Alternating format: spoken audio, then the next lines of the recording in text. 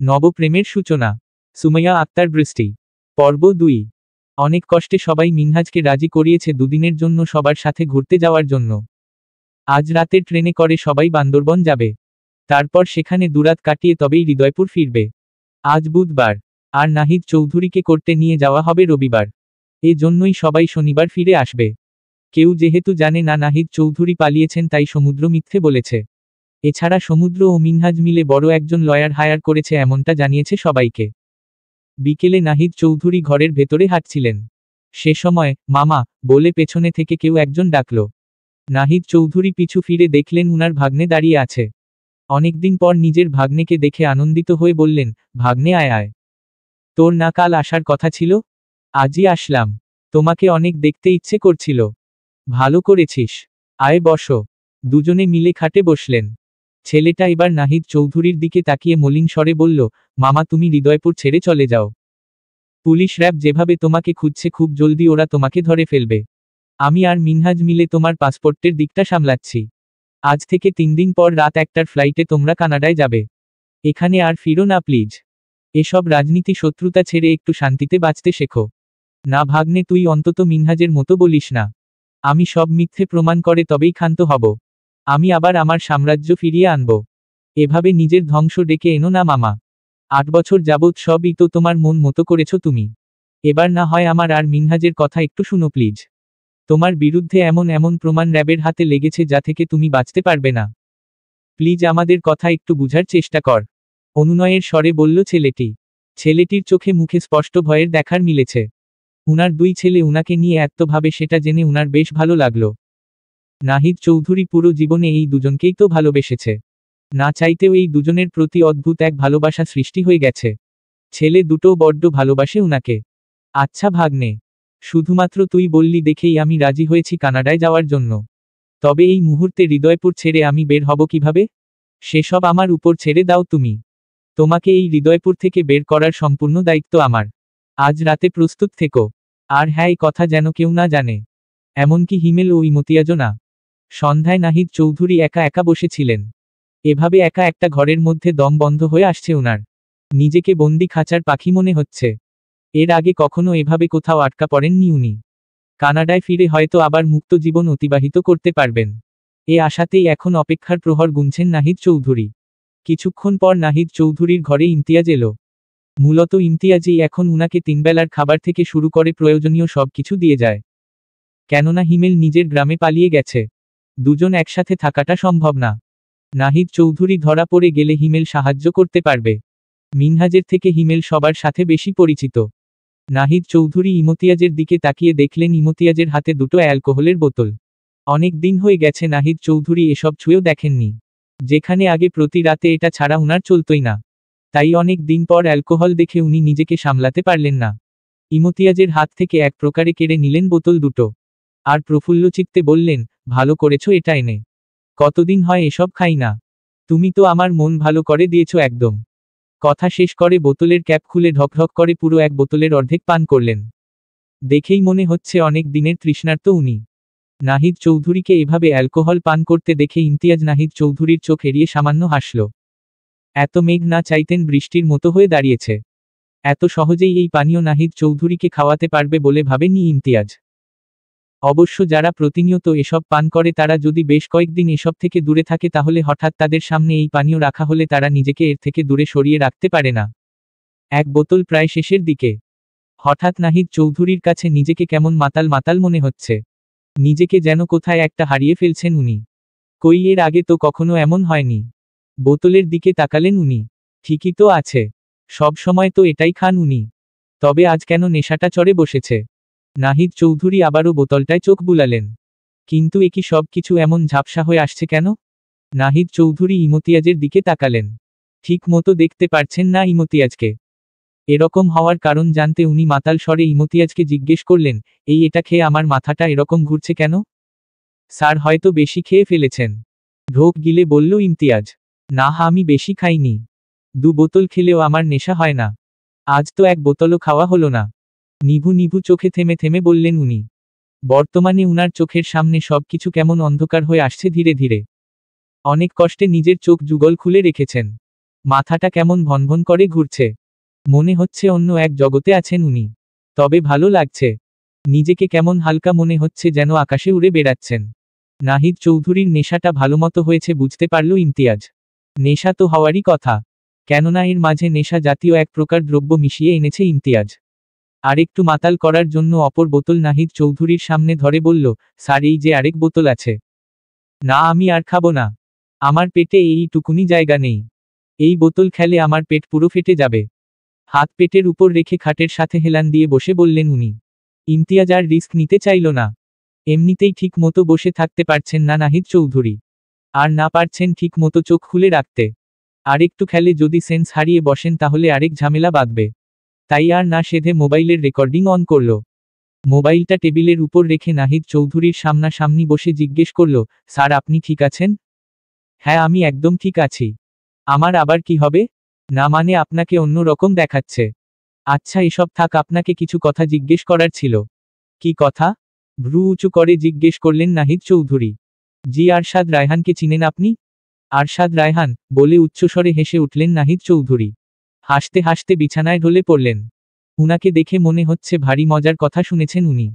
ইমতিয়াজ কোনো শব্দ না করে নাহিদ চৌধুরীকে ধরে বসিয়ে দিয়ে পাশে বালিশ রাখল যেন উনি আবার পড়ে না যান। তারপর আবার জিজ্ঞেস করল, আপনি চিনেন উনাকে? শুনেছি উনি নাকি কার অ্যাক্সিডেন্টে মারা গেছেন, উনার গাড়ি নাকি ব্রেক ফেল করে খাদে পড়ে যায়। আরশাদকে আবার চিনব না? আমরা খুব ঘনিষ্ঠ বন্ধু ছিলাম। আর বললে না অ্যাক্সিডেন্ট হয়েছে? সেটা মিথ্যে। ওকে তো আমি সরিয়েছি। আমার পথের কাঁটা ছিল ও। মাতাল হওয়ার ফলে থেমে থেমে বললেন কথাগুলো। স্যার আপনি সরিয়েছেন মানে? কিভাবে?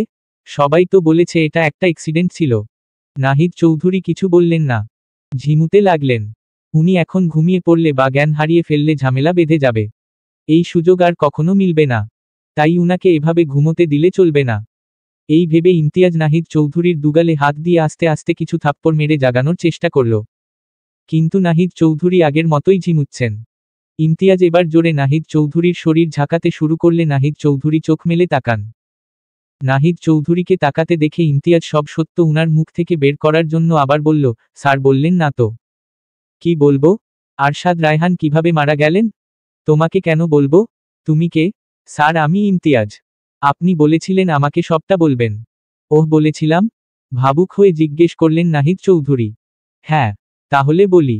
জি বলুন। আরশাদকে তো প্রথমে ওর প্রাণপ্রিয় মেয়ের হবু বর হেমন্তকে দিয়ে ডেকে আনিয়েছিলাম। পরে নিজ হাতে ওর শ্বাসরুদ্ধ করে লাশটা গাড়িতে রেখে দেই। আর তারপর নিজে সেই গাড়ি ঠেলে খাদে ফেলে দিয়ে আসি। যদিও আরশাদের জায়গায় অন্য কেউ থাকলে এই কাজগুলো আমি করতাম না। কিন্তু প্রাণপ্রিয় বন্ধুর মৃত্যুর সময় আমি সাথে না থাকলে কে থাকবে বলো? কিন্তু স্যার পোস্টমর্টেম রিপোর্টে অ্যাক্সিডেন্ট হয়েছে এমনটা কেন আসলো? টাকা সব টাকার খেল। টাকা দিয়ে আমি রিপোর্ট বদলে দিয়েছি। আরভির হাতে প্রথমে আসল রিপোর্ট পড়ে যায়। পরে সেটা ওর হেমন্ত ওর থেকে লুকিয়ে আগুনে পুড়িয়ে ফেলে। বেচারি জানলও না হেমন্ত আমার কথায় ওর সাথে ভালোবাসার নাটক করেছে। বলে আবার মাতালদের মতো করে হাসতে লাগলেন নাহিদ চৌধুরী। স্যার হেমন্ত, ইমতিয়াজ কথাটি সম্পূর্ণ করার আগেই নাহিদ চৌধুরী জ্ঞান হারিয়ে ফেললেন। ইমতিয়াজ অনেকভাবে জাগানোর চেষ্টা করল কিন্তু এবার আর উনি উঠলেন না। তাই ইমতিয়াজ হাল ছেড়ে রেকর্ডিং বন্ধ করে এখান থেকে চলে যায়। যেটুকু তথ্য কালেক্ট করেছে সেটুকুই যথেষ্ট। এছাড়াও নাহিদ চৌধুরীর বাড়ি থেকে অনেক কিছু সংগ্রহ করেছে।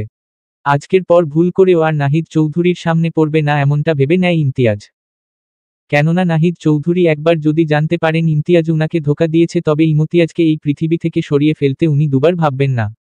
ইমতিয়াজের মনে পড়ে যায় সেদিনের কথা, যেদিন আরভির সামনে ধরা পড়েছিল ইমতিয়াজ। ম্যাম সরি, আমি আর কখনো এরকম করব না। প্লিজ আমাকে কাজ থেকে বের করবেন না। আমি সব কিছু টাকার জন্যই করেছি। আমার 11 বছরের মেয়েটার ক্যান্সার ধরা পড়েছে। ওর চিকিৎসার জন্য অনেক টাকা প্রয়োজন।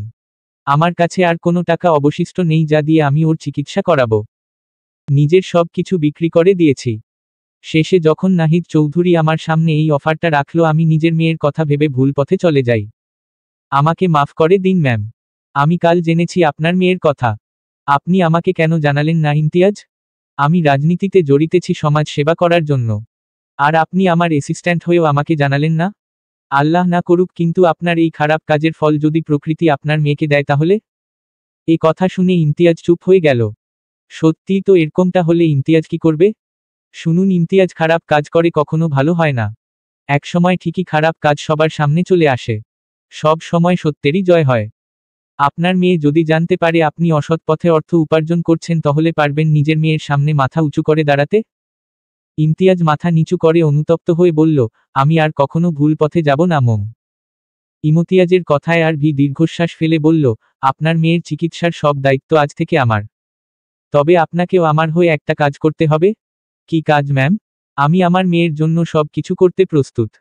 নাহিদ চৌধুরীর সামনে গিয়ে এমন নাটক করবেন যেন উনি মানতে বাধ্য হন আমি আপনাকে কাজ থেকে বের করে দিয়েছি।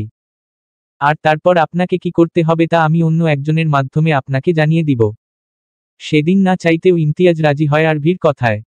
নিজের মেয়েকে বাঁচানোর জন্য সব কিছু করতে প্রস্তুত। ইমতিয়াজের যা হওয়ার হোক, শুধু মেয়েটা সুস্থভাবে বেঁচে থাকুক, এমনটাই তো চায় ইমতিয়াজ।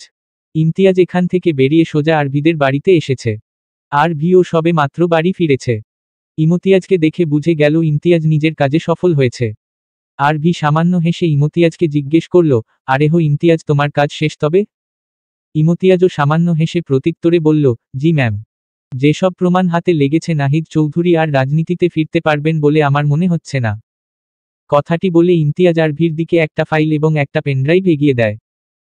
আরভি ধীরগতিতে সেসব হাতে নিয়ে বিড়বিড় করে বলে উঠে, তোমার মৃত্যুর বদলা আমি খুব জলদি নিব বাবা।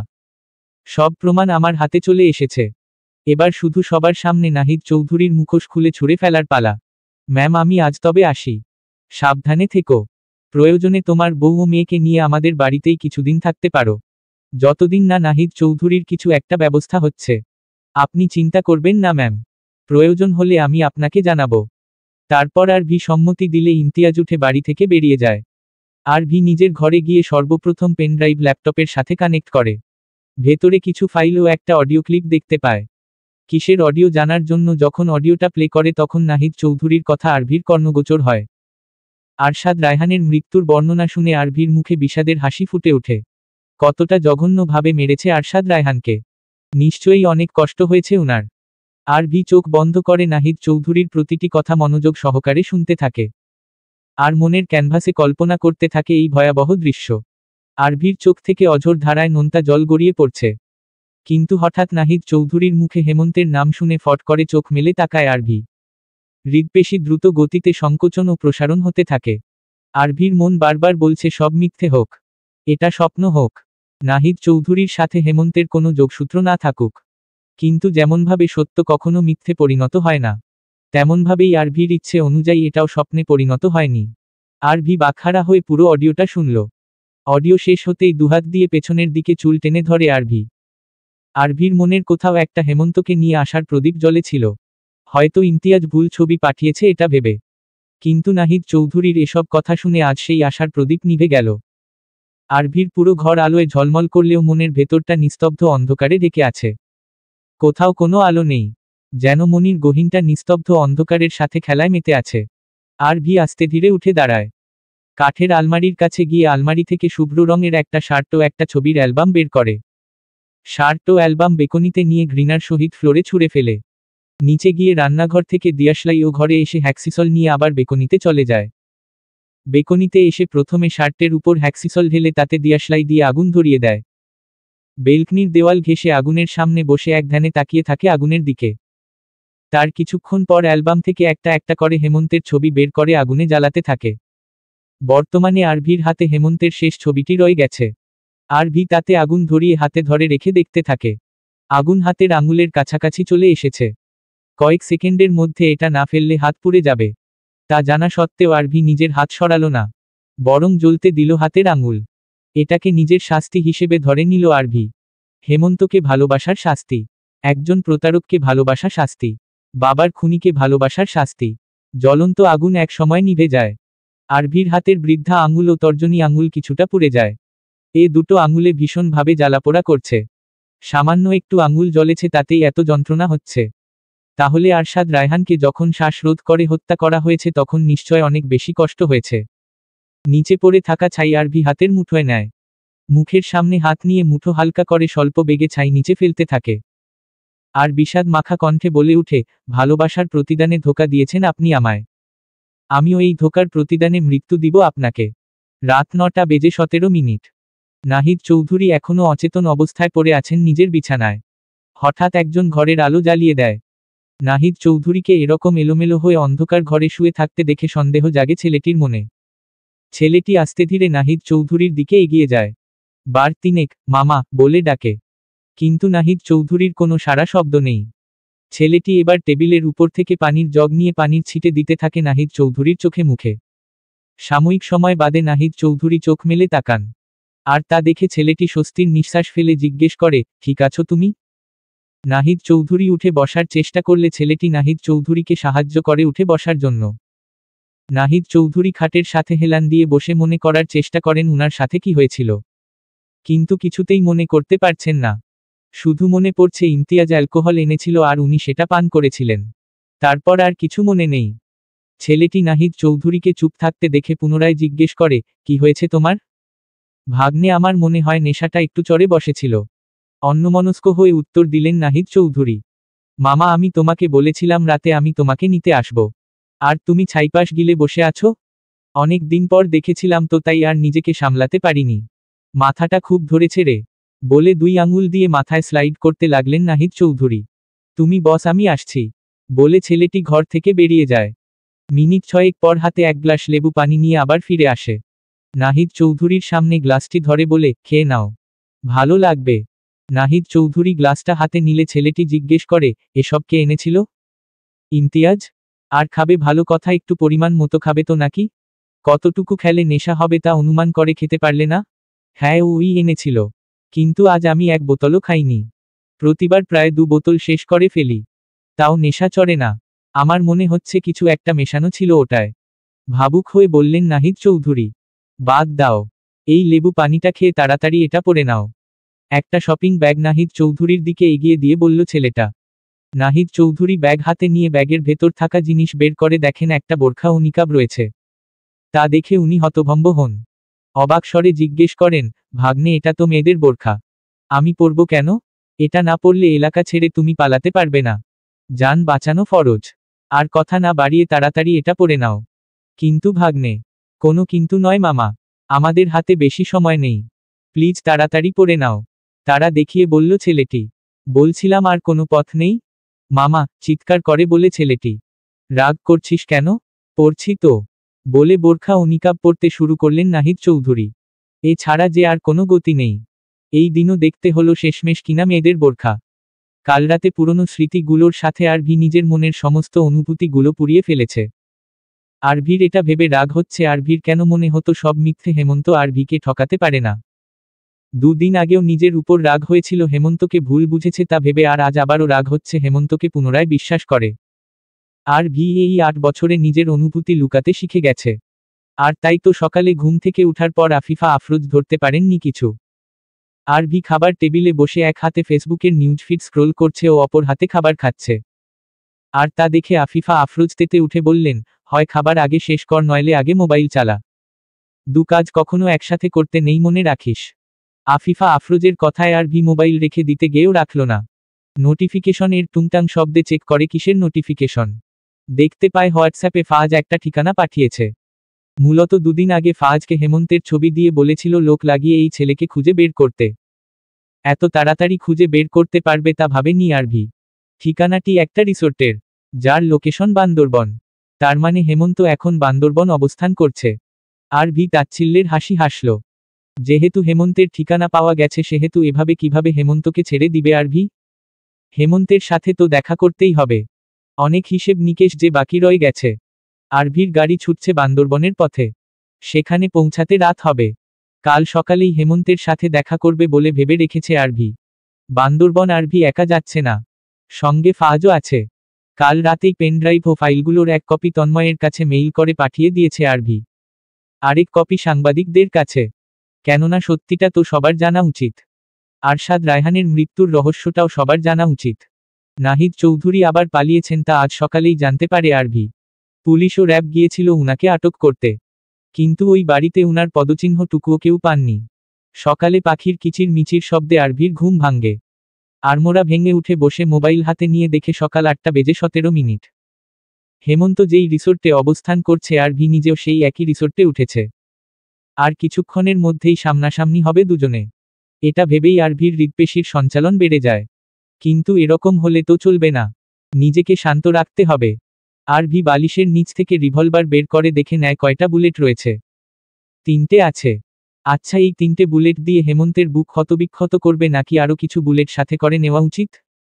এত সহজ মৃত্যু দেওয়া উচিত হবে, নাকি অন্য কিছু ভাবতে হবে? আরভি বিছানায় বসেই ভাবতে শুরু করে কিভাবে আজ হেমন্তকে শেষ করবে। এক কাজ করলে কেমন হয়? প্রথমে ভালোবাসার নাটক করার জন্য বুক বরাবর শুট করবে, আর তারপরে আরশাদ রায়হানকে খুন করার জন্য একটা গাড়িতে বসিয়ে দিয়ে গাড়ি খাদে ফেলে দিবে। যেমন করে আরশাদ রায়হানের মৃত্যু দেখানো হয়েছে ঠিক তেমন মৃত্যু হেমন্তেরও হবে। আরভি ফাহাজকে কল করে বলল, যা যা বলেছিলাম তা দ্রুত শেষ কর। আপু, বলছিলাম কি হেমন্তকে পুলিশের হাতে তুলে দিলে হয় না? না, আমি চাই নাহিদ চৌধুরী অনুভব করুক কাছের মানুষ হারালে ঠিক কেমন লাগে। শুনেছি উনার ভাগ্নে নাকি উনার অতি আদরের। এবার না হয় ভাগ্নের মৃত্যু দেখে অনুভব করুক যাদের উনি খুন করেছেন তাদের পরিবার কতটা কষ্ট সহ্য করেছে প্রিয়জন হারিয়ে। আচ্ছা আপু, হেমন্ত আমার থেকে একটু সামনেই দাঁড়িয়ে আছে, আমি ব্যবস্থা করছি। সমুদ্র এখনো ঘুম থেকে উঠেনি। এদিকে তন্ময় সমুদ্রকে একের পর এক কল করেই যাচ্ছে, কিন্তু সমুদ্রের উঠার কোনো নামগন্ধও নেই। শেষে না পেরে তন্ময় নীলুকে কল দেয়। নীলু নোমান আহমেদ ও ইয়াসমিনের সাথে বসে চা খাচ্ছিল। হঠাৎ মোবাইল ভাইব্রেট হওয়ায় স্ক্রিনের দিকে তাকালে দেখতে পায় তন্ময়ের নাম ভাসছে। নোমান আহমেদ ও ইয়াসমিনের থেকে কিছুটা দূরে গিয়ে কল রিসিভ করে বলল, আরে বাহ তন্ময় ভাই, আপনি হঠাৎ এত সকাল সকাল কল করলেন যে? ভাইয়া জানলে কিন্তু হৃদয়পুর ফিরেই আপনাকে সাইজ করবে। সমুদ্রের কাছে গিয়ে বলো তো কল রিসিভ করতে। অপাশ থেকে তন্ময় দ্রুততার সাথে বলল, আপনি আমার সাথে কথা বলার জন্য কল করেননি? না, দেরি না করে দ্রুত সমুদ্রকে বলো আমার কল রিসিভ করতে। পারবো না। কল দিতে থাকুন ভাইয়াকে। আমি যেতে পারবো না, রাগ দেখিয়ে বলল নীলু। নীলু মাথা এমনিতেই গরম হয়ে আছে। অবাধ্য হও না, দ্রুত সমুদ্রের কাছে গিয়ে বল আমাকে কল ব্যাক করতে, অনেক বেশি প্রয়োজন। নীলু প্রত্যুত্তরে কিছু না বলেই ফট করে কল কেটে দেয়। শুনবে না তন্ময়ের কথা কি হবে? প্রয়োজনে অনেক বেশি অবাধ্যতা করবে। এসব ভাবতে ভাবতেই নীলু হেঁটে সমুদ্রের রুমের সামনে চলে যায়। কিন্তু সমস্যা হচ্ছে দরজা তো লক করা, খুলবে কি করে? দীর্ঘশ্বাস ফেলে সুইমিং পুলের দিকে পা বাড়ায়। সেখানে একটু আগে মিনহাজকে দেখেছিল, হয়তো মিনহাজের কাছে এক্সট্রা চাবি আছে। নীলু সুইমিং পুলের কাছে গিয়ে দেখল মিনহাজ সুইমিং পুলের পানিতে পা ভিজিয়ে বসে আছে। সকালে এই শীতের মধ্যে ঠান্ডা পানিতে পা ভিজিয়ে বসা থাকাটা নীলুর কাছে অদ্ভুত লাগল। অবাক হয়ে মিনহাজকে জিজ্ঞেস করল, তোমার শীত করে না মিনহাজ ভাইয়া? মিনহাজ নীলুর দিকে না তাকিয়েই প্রত্যুত্তরে বলল, কানাডার শীতের সামনে এই শীত কিছুই না। এদিকে আয়, পানিতে পা ভিজিয়ে বসে দেখ কত ভালো লাগে। একসময় মনে হবে পানিটা আরেকটু ঠান্ডা হলেই ভালো হতো। না থাক, তুমিই পা ভিজিয়ে বসে থাকো। তোমরা তিনজন পারোও বটে, কি সব অদ্ভুত অদ্ভুত কাজ করে বসে থাকো। সে যাই হোক, যে কারণে এসেছি। তোমার কাছে রুমের চাবি আছে? সমুদ্র ভাইয়ার সাথে একটু দরকার ছিল। মিনহাজ প্যান্টের পকেট থেকে চাবি বের করে দেয়। নীলু সেই চাবি নিয়ে আবার সমুদ্রের রুমের সামনে আসে। চাবি দিয়ে দরজা আনলক করে ভিতরে গিয়ে দেখে সমুদ্র পড়ে পড়ে ঘুমোচ্ছে। নীলু প্রায় 2 থেকে 3 মিনিট ডাকার পর সমুদ্রের ঘুম ভাঙল। সমুদ্রকে চোখ খুলতে দেখে নীলু বিরক্তির স্বরে বলল, তন্ময় ভাইয়া কল ব্যাক করতে বলেছে, ঘুমো এবার। কথাটি বলে নীলু আবার ফিরে যেতে লাগল। ঘুমের রেশ পুরোপুরি কাটেনি বলে নীলুর কথা বুঝতে কিছুটা সময় নেয় সমুদ্র। যখন কথাটি পুরোপুরি ভাবে মস্তিষ্কে প্রবেশ করে তখন সমুদ্রের চোখ বড় বড় হয়ে যায়। এক ঝটকায় উঠে বসে নীলুর যাওয়ার দিকে তাকিয়ে উচ্চস্বরে বলে উঠে, এই তন্ময় তোকে কল করে কেন? দুজনের সাহস কি বেশি বেড়ে গেছে? সমুদ্রের কথা শুনে নীলু আর দাঁড়ালো না, এক দৌড়ে সমুদ্রের সামনে থেকে পালিয়ে যায়। এখানে দাঁড়িয়ে সমুদ্রের বকুনি খাওয়ার ইচ্ছে আপাতত নীলুর নেই। এদিকে সমুদ্র তন্ময়কে কল ব্যাক করেই বকতে শুরু করে, এই তোরে না বলছি আমার বোনের থেকে দূরে থাকবি? বেস্ট ফ্রেন্ড হয়েছিস দেখে আমি সব দেখেও না দেখার ভান করব, যদি এমনটা ভেবে থাকিস তাহলে ভুল ভাবছিস। সময় থাকতে শুধরে যা তন্ময়, আমার বোনের দিকে নজর দিলে তোর হাত পা ভেঙে দিব আমি। পরে ভাঙ্গিস, আগে আরভির থেকে পালা, আরভি তোকে পেলে তোর হাত পা ভেঙে দিবে। তন্ময়ের কথায় সমুদ্র অবাক হয়। আরভি কেন সমুদ্রের হাত পা ভঙ্গতে যাবে? আর আরভির তো হৃদয়পুর থাকার কথা, তাহলে আরভির থেকে কেন পালাবে? আরভির থেকে পালাবো মানে? আমি তো আরভির থেকে দূরেই আছি, আর আরভি কেন আমার হাত পা ভাঙ্গবে? কারণ আরভি এখন বান্দরবন। তাও তোরা যেই রিসোর্টে আছিস ঠিক সেই রিসোর্টেই। সময় থাকতে মিনহাজকে নিয়ে অন্য কোথাও কেটে পড়।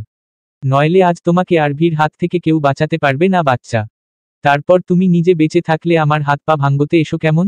বলে কল কেটে দেয় তন্ময়। তন্ময়ের সব কথা শুনে সমুদ্র কিছুক্ষণ মূর্তির ন্যায় বসে রইল। তারপর পুরো রুমে ভালোভাবে তাকিয়ে বুঝল মিনহাজ রুমে নেই। আর তা দেখেই এক লাফে বেড থেকে নেমে দৌড় লাগালো সমুদ্র। মিনহাজ ও আরভি সামনাসামনি হওয়ার আগেই মিনহাজকে এখান থেকে সরিয়ে অন্য কোথাও নিয়ে যেতে হবে। সমুদ্র পুরো রিসোর্ট তন্ন করে খুঁজেও মিনহাজকে কোথাও পেল না। সমুদ্রকে এভাবে দৌড়ঝাঁপ করতে দেখে ইয়াসমিন চিন্তিত স্বরে বললেন, কি হয়েছে বাবু? এদিক থেকে সেদিকে এভাবে দৌড়াচ্ছিস কেন? মা, মিনহাজকে দেখেছ? না, দেখেনি তো। মিনহাজ ভাইয়াকে তো সুইমিং পুলের ওখানে দেখেছিলাম, পানিতে পা ভিজিয়ে বসেছিল, নীলু বলল। সমুদ্র রিসোর্ট থেকে বেরিয়ে চারপাশ দেখতে লাগলো। মিনহাজকে সুইমিং পুলের ওখানে আগেই খুঁজেছি সমুদ্র, কিন্তু মিনহাজ সেখানে ছিল না। তাই এখন সমুদ্রের ভীষণ চিন্তা হচ্ছে, মিনহাজ ও আরভি আবার দুজনকে দেখে ফেলেনি তো? আর দেখে থাকলে আরভির প্রতিক্রিয়া কি হবে? আরভিকে মিনহাজকে আবার নিজের জীবনে জায়গা দিবে? তবে হঠাৎ করে আরভির এখানে আসার কারণটা বুঝতে পারছে না সমুদ্র। আরভি কি কোনো কারণে এসেছে এখানে? নাকি আফিফা আফরোজকে নিয়ে ঘুরতে এসেছে? ঘুরতে এলেও একই জায়গায় একই রিসোর্টে কিভাবে সম্ভব? এটা কি সম্পূর্ণ কাকতালীয় ঘটনা নাকি এর পেছনে অন্য কোনো কারণ আছে? এসব ভাবনার মাঝেই হঠাৎ সমুদ্রের চোখ গেল রিসোর্টের গেইটে থাকা সিসি ক্যামেরার দিকে। সমুদ্র আর সময় ব্যয় না করে দৌড় লাগালো সিসি ক্যামেরা ফুটেজ চেক করার জন্য। সমুদ্র নীলুর থেকে জেনেছে মিনহাজ 7:30টার দিকে সুইমিং পুলে পা ভিজিয়ে বসেছিল। এখন বাজে 8:11। তার মানে মিনহাজ এই সময়টার মাঝেই রিসোর্ট থেকে বের হয়েছে। সেজন্য সমুদ্র সিসি ক্যামেরায় ধারণকৃত ফুটেজ 2x স্পিডে দিয়ে গেট দিয়ে আসা যাওয়া প্রতিটি মানুষকে তীক্ষ্ণ দৃষ্টিতে দেখে যাচ্ছে। প্রথম 20 মিনিটের মধ্যে তেমন কিছুই সমুদ্রের চোখে পড়েনি, কিন্তু 20 মিনিট পর দেখতে পায় ফাজ গেট দিয়ে বের হচ্ছে। আরভি যদি নিজের মায়ের সাথে সময় কাটানোর জন্য আসতো তাহলে ফাজকে সাথে আনার কথা না। যেহেতু ফাজকে সাথে নিয়ে এসেছে তার মানে নিশ্চিত কিছু একটা চলছে আরভির মনে। আরভি আবার সব কিছু জেনে যায়নি তো? এসব চিন্তা ভাবনার মাঝেই সমুদ্র দেখল ফাজের 1 থেকে 2 মিনিট পর মিনহাজ কেমন যন্ত্রমানবের মতো করে হেঁটে ফাজের পিছু পিছু যাচ্ছে। কিন্তু মিনহাজের হাঁটার ধরন ছিল অদ্ভুত। মিনহাজকে দেখে মনে হচ্ছে অনুভূতিহীন কোনো রোবট হেঁটে যাচ্ছে। কিন্তু এরকম করে হাঁটছে কেন মিনহাজ? একসময় ফাজ ও মিনহাজ দুজনেই আড়াল হয়ে যায় ক্যামেরার সামনে থেকে। সমুদ্রের মনে এখন প্রশ্ন জাগছে, ফাজ কি মিনহাজকে কোনোভাবে চিনে? না চিনে থাকলে দুজন একই সময় একই দিকে কেন গেল? এটা কি আদৌ কাকতালীয় কোনো ঘটনা, নাকি এর পেছনে অন্য কোনো কারণ রয়েছে? কোনো কিছু না ভেবে সমুদ্র আবার গেটের কাছে এসেছে। ফাজ ও মিনহাজ যেদিকে গেছে সেদিকে তাকায়। দেখতে পায় সাদা রঙের একটা গাড়ি সেদিকটাতেই যাচ্ছে। অজান্তেই সমুদ্রের চোখ পড়ে যায় গাড়ির পেছনে থাকা নম্বরের দিকে। গাড়ির নম্বরটা সমুদ্র বেশ ভালো করেই চিনে, কারণ এটা আরভির গাড়ির নম্বর। সমুদ্রের মনে অজানা এক ভয় ঢুকে যায়। সমুদ্র নিজের চুল এক হাতে পেছনের দিকে টেনে ধরে। আরভি জেনে গেছে সব কিছু। এটা কাকতালীয় কোনো ঘটনা হতেই পারে না। আরভি খুঁজে পেয়েছে হেমন্তকে। কিন্তু এসবের থেকেও যেই জিনিসটা সমুদ্রকে বেশি পীড়া দিচ্ছে সেটা হলো আরভি এবার কি করবে। এভাবে মিনহাজ ও আরভিকে একা ছাড়া যাবে না। কখন কে কি করে বসে বলা যায় না। তাই সমুদ্র সময় অপচয় না করে দ্রুত নিজের গাড়ি নিয়ে বেরিয়ে গেল। গাড়ির স্পিড বাড়িয়ে দিয়ে আরভির গাড়ি যে পথে গিয়েছে সে পথে যেতে লাগলো। সমুদ্রের বিশ্বাস আরভিকে অনুসরণ করেই মিনহাজের কাছে পৌঁছানো যাবে।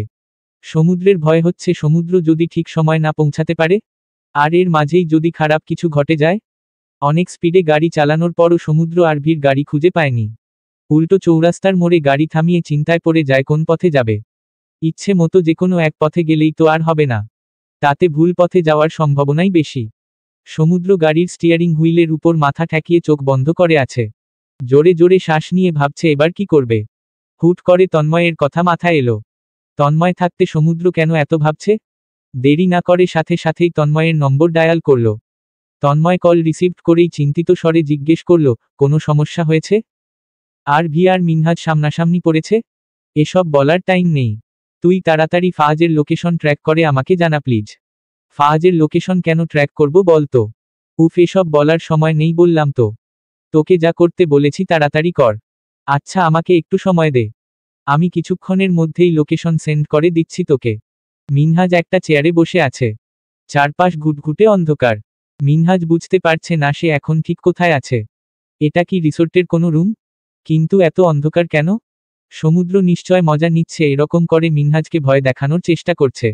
এই ছেলেটার এই একটা স্বভাব, সব সময় বাদরামি করে বেড়াবে। মিনহাজ উঠে দাঁড়াতে চাইল, কিন্তু দাঁড়াতে পারছে না, শরীর কেমন নিস্তেজ হয়ে আছে।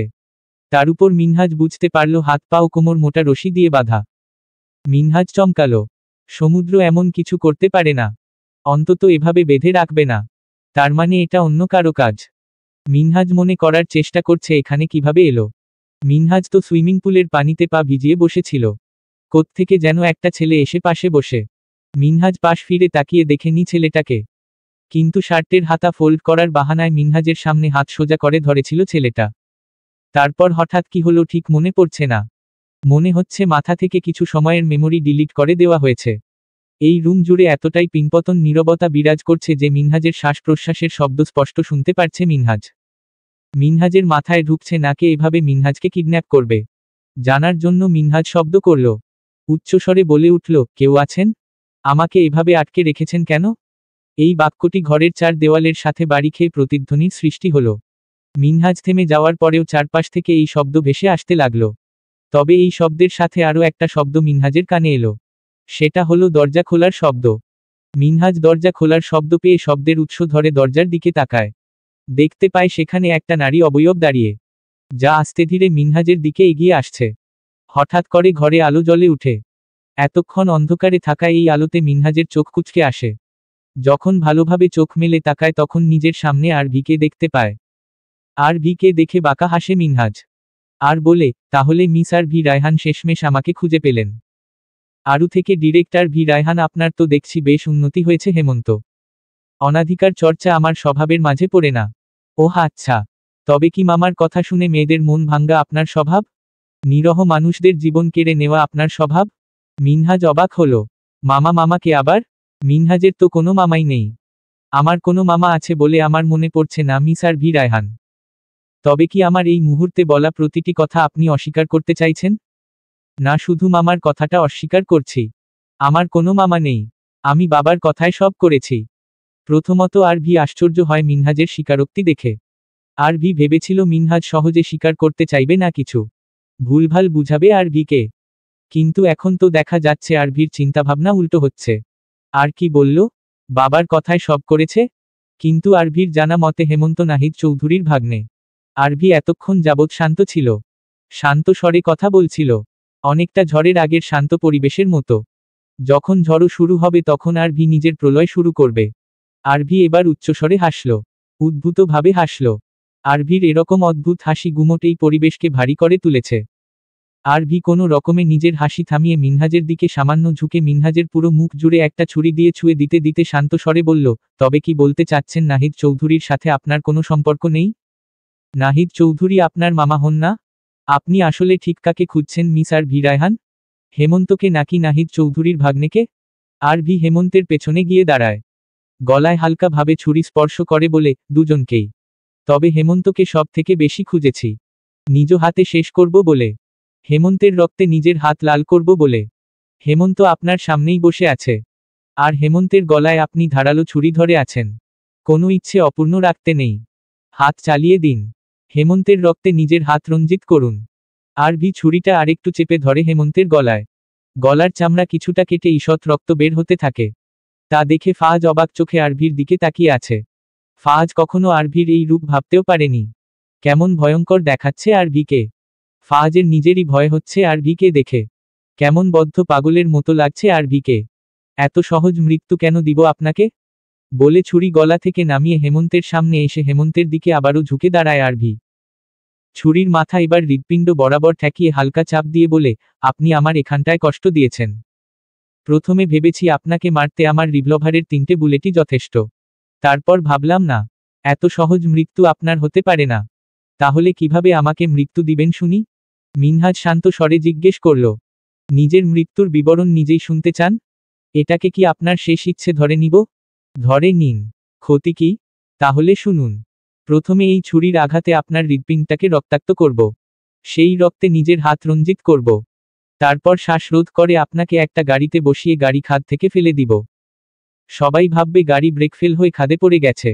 ভালো হবে না? মিনহাজ নিজের মৃত্যুর বিবরণ শুনে সামান্য হাসল। নিজেকে ভাগ্যবান মনে হচ্ছে। কজনেই বা নিজের মৃত্যুর বিবরণ শুনতে পায় প্রাণ থাকা অবস্থায়? সময় নিচ্ছেন কেন? মেরে ফেলুন। মারব তো ধীরে সুস্থে মারব, যেন এনজয় করতে পারি আপনার মৃত্যুটাকে। এ ভাই, আমার মৃত্যুর পর মিস আরভি রায়হানকে মস্তিষ্কের ডক্টর দেখিও। তোমার কাছে আমার শেষ ইচ্ছে এটা। কথাটি ফাহাজকে বলে হেমন্ত নিজের বুক বরাবর তাকায়। ভেতরে চিনচিন ব্যথা করছে, আর বাহিরে কালো রঙের শার্টটা ছুরির আশপাশ জুড়ে রক্তে ভিজে যাচ্ছে। তাহলে আপনি মৃত্যুর জন্য প্রস্তুত তো হেমন্ত? ওরফে নাহিদ চৌধুরীর আদরের ভাগ্নে। মিনহাজের চোখে চোখ রেখে বলল আরভি। আপনার কোথাও একটা ভুল হচ্ছে ললনা। নাহিদ চৌধুরীর ভাগ্নে হেমন্ত নয়, নাহিদ চৌধুরীর ভাগ্নে আমি, সমুদ্র মুনতাসিন। এ কথা শুনে আরভির হাত আলগা হয়ে আসে। কানে বারবার বাজতে থাকে নাহিদ চৌধুরীর ভাগ্নে আমি, সমুদ্র মুনতাসিন। আরভি তাচ্ছিল্যের হাসি হাসে। দু ভাই ভালোই নাটক করতে জানে। একজন আরেকজনের থেকে কোনো দিক দিয়েই কম যায় না।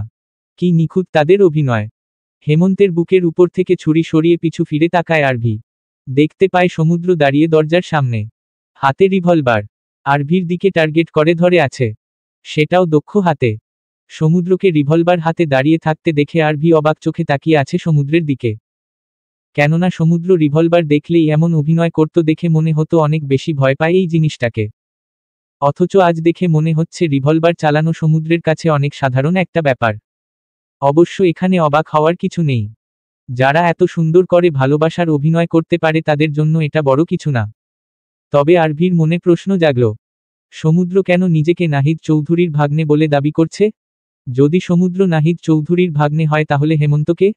আর যদি হেমন্ত নাহিদ চৌধুরীর ভাগ্নে হয় তবে সমুদ্র কেন মিথ্যে বলছে? সমুদ্রের সাথে হেমন্তের কি সম্পর্ক? আরভির দৃষ্টি বুঝতে পেরে সমুদ্র আরভির দিকে এগিয়ে আসতে আসতে বলল, ও মিনহাজ নাহিদ চৌধুরীর একমাত্র ছেলে। আর আমি নাহিদ চৌধুরীর ভাগ্নে, যাকে আপনি খুঁজছেন। কথাটি বলে সমুদ্র আরভির কাছাকাছি এসে দাঁড়িয়ে আবার বলে উঠে, সেদিন যেই মেইল আপনার কাছে পাঠানো হয়েছিল সেটা ইমতিয়াজ নয়, আমি পাঠিয়েছিলাম। সমুদ্র ও আরভি একে অপরের মুখোমুখি দাঁড়িয়ে। কারো মুখে কোনো শব্দ নেই। সমুদ্রের চোখে এক অন্য রকম চাহনি, যে চাহনিতে স্পষ্ট নয় সমুদ্রের ভেতরকার প্রতিক্রিয়া। আর আরভির চোখে যা স্পষ্ট তা হল ক্রোধ। ক্রোধে মুখমণ্ডল খানিকটা রক্তিম বর্ণ ধারণ করে আছে। আরভি এবার চিৎকার করে বলে উঠল, বাইরে এত লোক থাকতে সমুদ্র ভেতরে এলো কিভাবে? ফাহাজ বাকিদের ভেতরে আসতে বলো। আরভির আদেশ অনুসারে ফাহাজ ঘর থেকে বেরিয়ে যায় বাকিদের ডেকে আনার জন্য। ফাহাজ বের হতেই সমুদ্র বলল, লাভ নেই, কোনো সবগুলোর হাড়গোড় ভেঙে তবেই এসেছি। সমুদ্র এখনো আরভির দিকে বন্দুক ধরে আছে। একবার বন্দুকের দিকে তাকিয়ে আরভি শান্ত স্বরে বলল, আপনি আমার কোনো ক্ষতি করেননি, উল্টো বাঁচিয়েছেন একবার। তাই আপনার সাথে আমি আপাতত ঝামেলায় জড়াতে চাচ্ছি না। চলে যান এখান থেকে। নিজের ভাইকে নিয়ে তবেই যাব। তা তো সম্ভব নয় সমুদ্র মুনতাসিন। আজ যে আপনার ভাইকে মরতেই হবে। বলে আরভি উল্টো ঘুরল মিনহাজকে আক্রমণ করার জন্য। সমুদ্রের রিভলভার দেখে আরভির ভয় করছে না। প্রয়োজনে আজ মৃত্যুকে বরণ করে নিবে আরভি। তবুও মিনহাজের অস্তিত্ব এই পৃথিবী থেকে মুছে দিয়ে তবেই ক্ষান্ত হবে। আরভি সময় ব্যয় না করে মিনহাজের বুক বরাবর ছুরি দিয়ে আঘাত করে। কিন্তু ছুরিটি মিনহাজের মাংসপেশিকে স্পর্শ করার আগ মুহূর্তে সমুদ্র দ্রুত গতিতে আরভির হাত ধরে ফেলে। আরভির ধারালো ছুরি ও মিনহাজের বুকের মধ্যকার দূরত্ব অতি সামান্য, প্রায় ছুঁই ছুঁই অবস্থায় রয়েছে।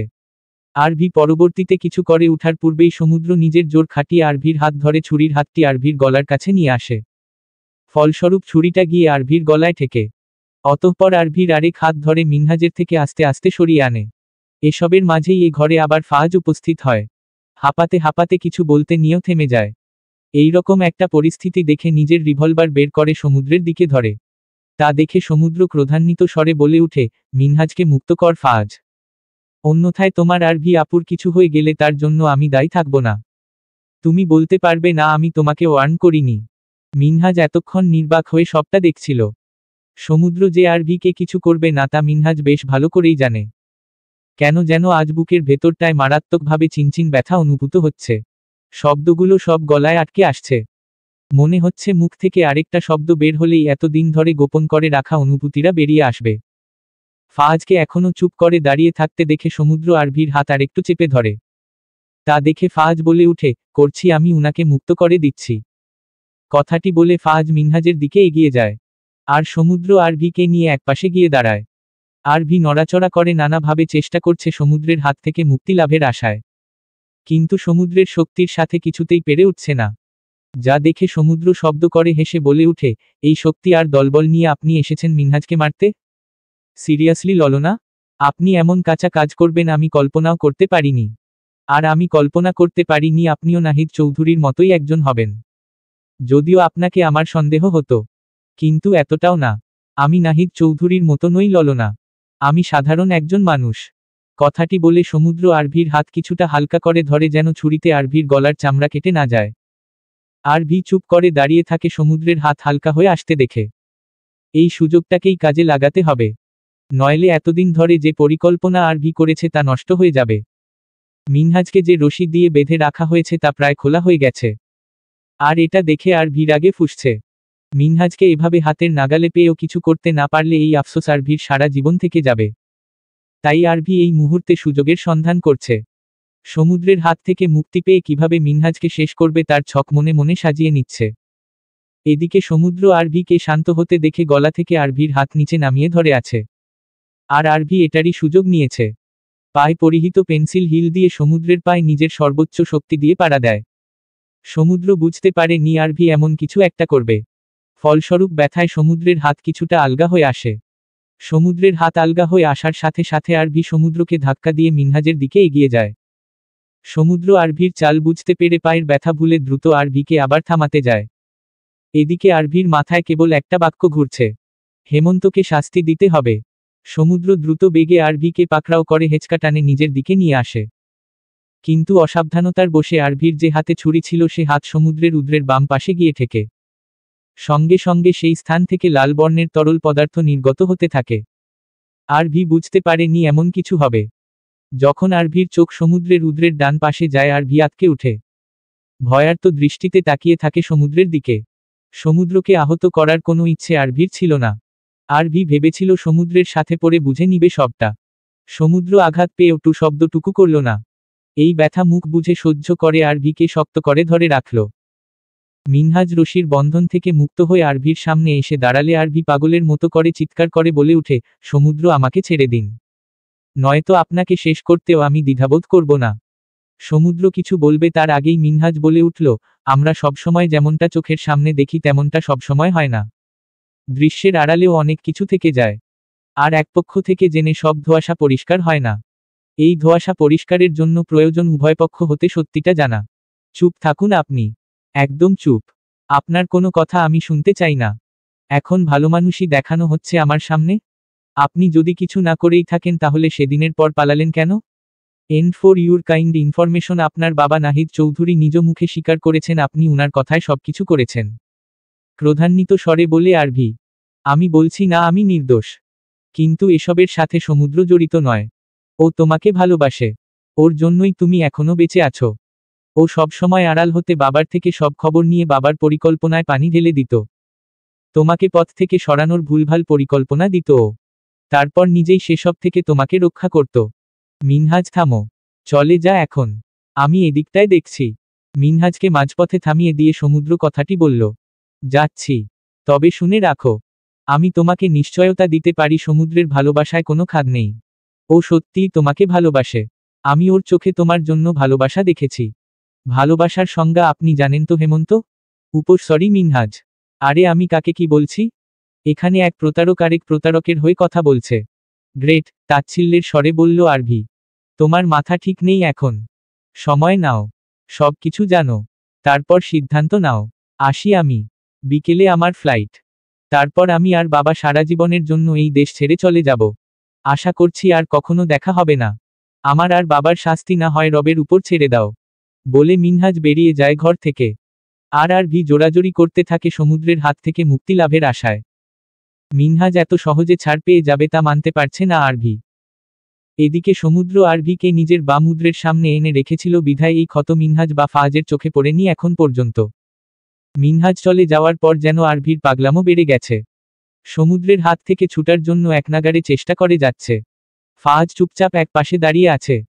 সুযোগ বুঝে সমুদ্রকে শুট করে আরভিকে সমুদ্রের হাত থেকে ছাড়াবে কিনা তাই ভাবছে। অপরদিকে সমুদ্র ধীরে ধীরে ফুটবল হয়ে পড়ছে। রক্তে উদ্রের বামপাশের শার্ট ভিজে রক্ত এবার নিচে গড়িয়ে পড়ছে। সমুদ্র তখন গাড়িতেই চাবি রেখে এসেছিল। হয়তো এতক্ষণে মিনহাজ অনেক দূরে চলে গেছে। এই ভেবে সমুদ্র আরভিকে ছেড়ে নিচে বসে পড়ে। আরভিকে ছাড়তে দেখে ফাজ রিভলভার সমুদ্রের দিকে ধরে। কিন্তু সমুদ্রকে এরকম রক্তাক্ত অবস্থায় দেখে রিভলভার আবার নামিয়ে নেয়। আরভি সমুদ্রের সামনে বসে সমুদ্রের শার্টের কলার টেনে ধরে। সমুদ্রের চোখে চোখ রেখে রাশভারী কণ্ঠে বলে উঠে, আপনার জন্য আমি আমার বাবার খুনিদের শেষ করতে পারিনি। তাদের ধ্বংস করার প্রতিজ্ঞা করেও পারিনি তাদের ধ্বংস করতে। এবার তাদের হয়ে আপনাকে মরতে হবে। শেষোক্ত কথাটি নিজের সর্বোচ্চ শক্তি দিয়ে চিৎকার করে বলে আরভি। আরভির কথা শেষ হতেই সমুদ্র আরভির ডান গালে কষে এক থাপ্পড় মারে। আরভি সহ ফাজ অবাক হয়ে যায়। যেখানে এই থাপ্পড়টা সমুদ্রের গালে পড়ার কথা ছিল সেখানে থাপ্পড়টা পড়ল আরভির গালে। ও ম্যাডাম, রাস্তার সস্তা আশিক ভেবেছেন আমাকে? আপনার মনে হয় আমি আপনার জন্য নিজের জীবন উৎসর্গ করব? যদি এমন মনে হয় তাহলে একটা কথা ভালোভাবে জেনে রাখুন, আপনার প্রেমে আমি শত শত মানুষকে মারতে প্রস্তুত, তবে নিজে মরতে নয়। না আপনি আমার হবেন না, আমি আপনাকে অন্য কারো হতে দিব। যদি মরতেই হয় তবে আগে আপনাকে মারব। আরভি গালে হাত দিয়ে বসে আছে। রাগে চোখ দিয়ে টপটপ করে পানি পড়তে শুরু করেছে। দাঁত দিয়ে ঠোঁট কামড়ে ধরে এই কান্না ও ক্রোধ নিবারণের জন্য সামান্য চেষ্টা করে যাচ্ছে। সমুদ্র এবার ফ্লোরে শুয়ে চোখ যুগল বন্ধ করে বলল, মিনহাজ ঠিক বলেছে ফাজ। ললনাকে পাগলের ডক্টর দেখানো প্রয়োজন। কেননা আমি প্রথম এসে দেখেছিলাম ললনা একদম শান্ত হয়েছিল, যেখানে ললনার তখন ক্রোধে গর্জে ওঠার কথা। আর একটু আগে হুট করে আগ্নেয়গিরির মতো বিস্ফোরিত হলো। পাগলামো করলো, আমাকে রক্তাক্ত করলো। এখন আবার চুপ করে রাগে কান্না করছে। প্রত্যুত্তরে কেউ কিছু বলল না। পরিবেশ একদম শান্ত দেখে সমুদ্র চোখ মেলে বলল, আমাকে হসপিটালে নিয়ে যাবে নাকি এখন ললনাকে খুন করে আমিও চিরনিদ্রায় যাব? আপু কি করব? ফাজ বিভ্রান্ত হয়ে আরভিকে প্রশ্ন করল। হসপিটালে নিয়ে চলো, উনাকে বেঁচে থাকতে হবে, অনেক কিছু দেখানোর বাকি যে। কোনো রকমে প্রত্যুত্তরে বলল আরভি। ফাজ গাড়ি চালাচ্ছে, আর পেছনে আরভি ও সমুদ্র বসে আছে। সমুদ্র বসে আছে বললে ভুল হবে। গাড়ির সাথে হেলান দিয়ে সিটের উপর এক পা তুলে হাঁটু ভাঁজ করে শুয়ে আছে। আর একধানে আরভির দিকে তাকিয়ে আছে। অপরদিকে আরভি জানালা দিয়ে বাহিরে তাকিয়ে আছে। সমুদ্রের প্রতি রাগটা ক্ষণে ক্ষণে বৃদ্ধি পাচ্ছে। আজ সমুদ্রের জন্যই এত বড় সুযোগ হাতছাড়া হয়ে গেছে। এর মাসুল তো সমুদ্রকে দিতেই হবে। আরভিকে চিন্তায় মগ্ন দেখে সমুদ্র শান্ত স্বরে বলল, ললনা কিছু সত্যি আপনাকে জানানো প্রয়োজন। প্রতারকের কোনো কথা আমি বিশ্বাস করি না, আর না শুনতে ইচ্ছুক। সমুদ্রের দিকে না তাকিয়েই প্রত্যুত্তরে বলল আরভি। আপনি তবে কানে তুলো গুজে বসে থাকুন। অনেক কষ্ট হচ্ছে, ব্যথা করছে বাম দিকটায়। এখন না বললে শান্তি পাবো না। ধ্যান অন্যদিকে ডাইভার্ট করলে হয়তো কিছুটা ব্যথা ভুলে থাকা সম্ভব। আরভি চুপ করে রইল, কোনো প্রত্যুত্তর করল না। তা দেখে সমুদ্র আবার বলতে শুরু করল, আপনার মনে আছে একবার আপনার গাড়ি ব্লাস্ট হয়েছিল? সেদিন কিন্তু আমি জেনে বুঝেই আপনার গাড়ির টায়ার পাঞ্চার করেছিলাম। ধন্যবাদ। সেদিন আপনি আমাকে বাঁচিয়েছিলেন আর আজ আমি আপনাকে বাঁচাবো। হিসাব বরাবর। সেদিন হসপিটাল থেকে সাংবাদিক অরুণের থেকে আড়াল হতেই পেছনের গেট দিয়ে বের হয়েছিলাম। কারণ অরুণ জানতো আমি কে।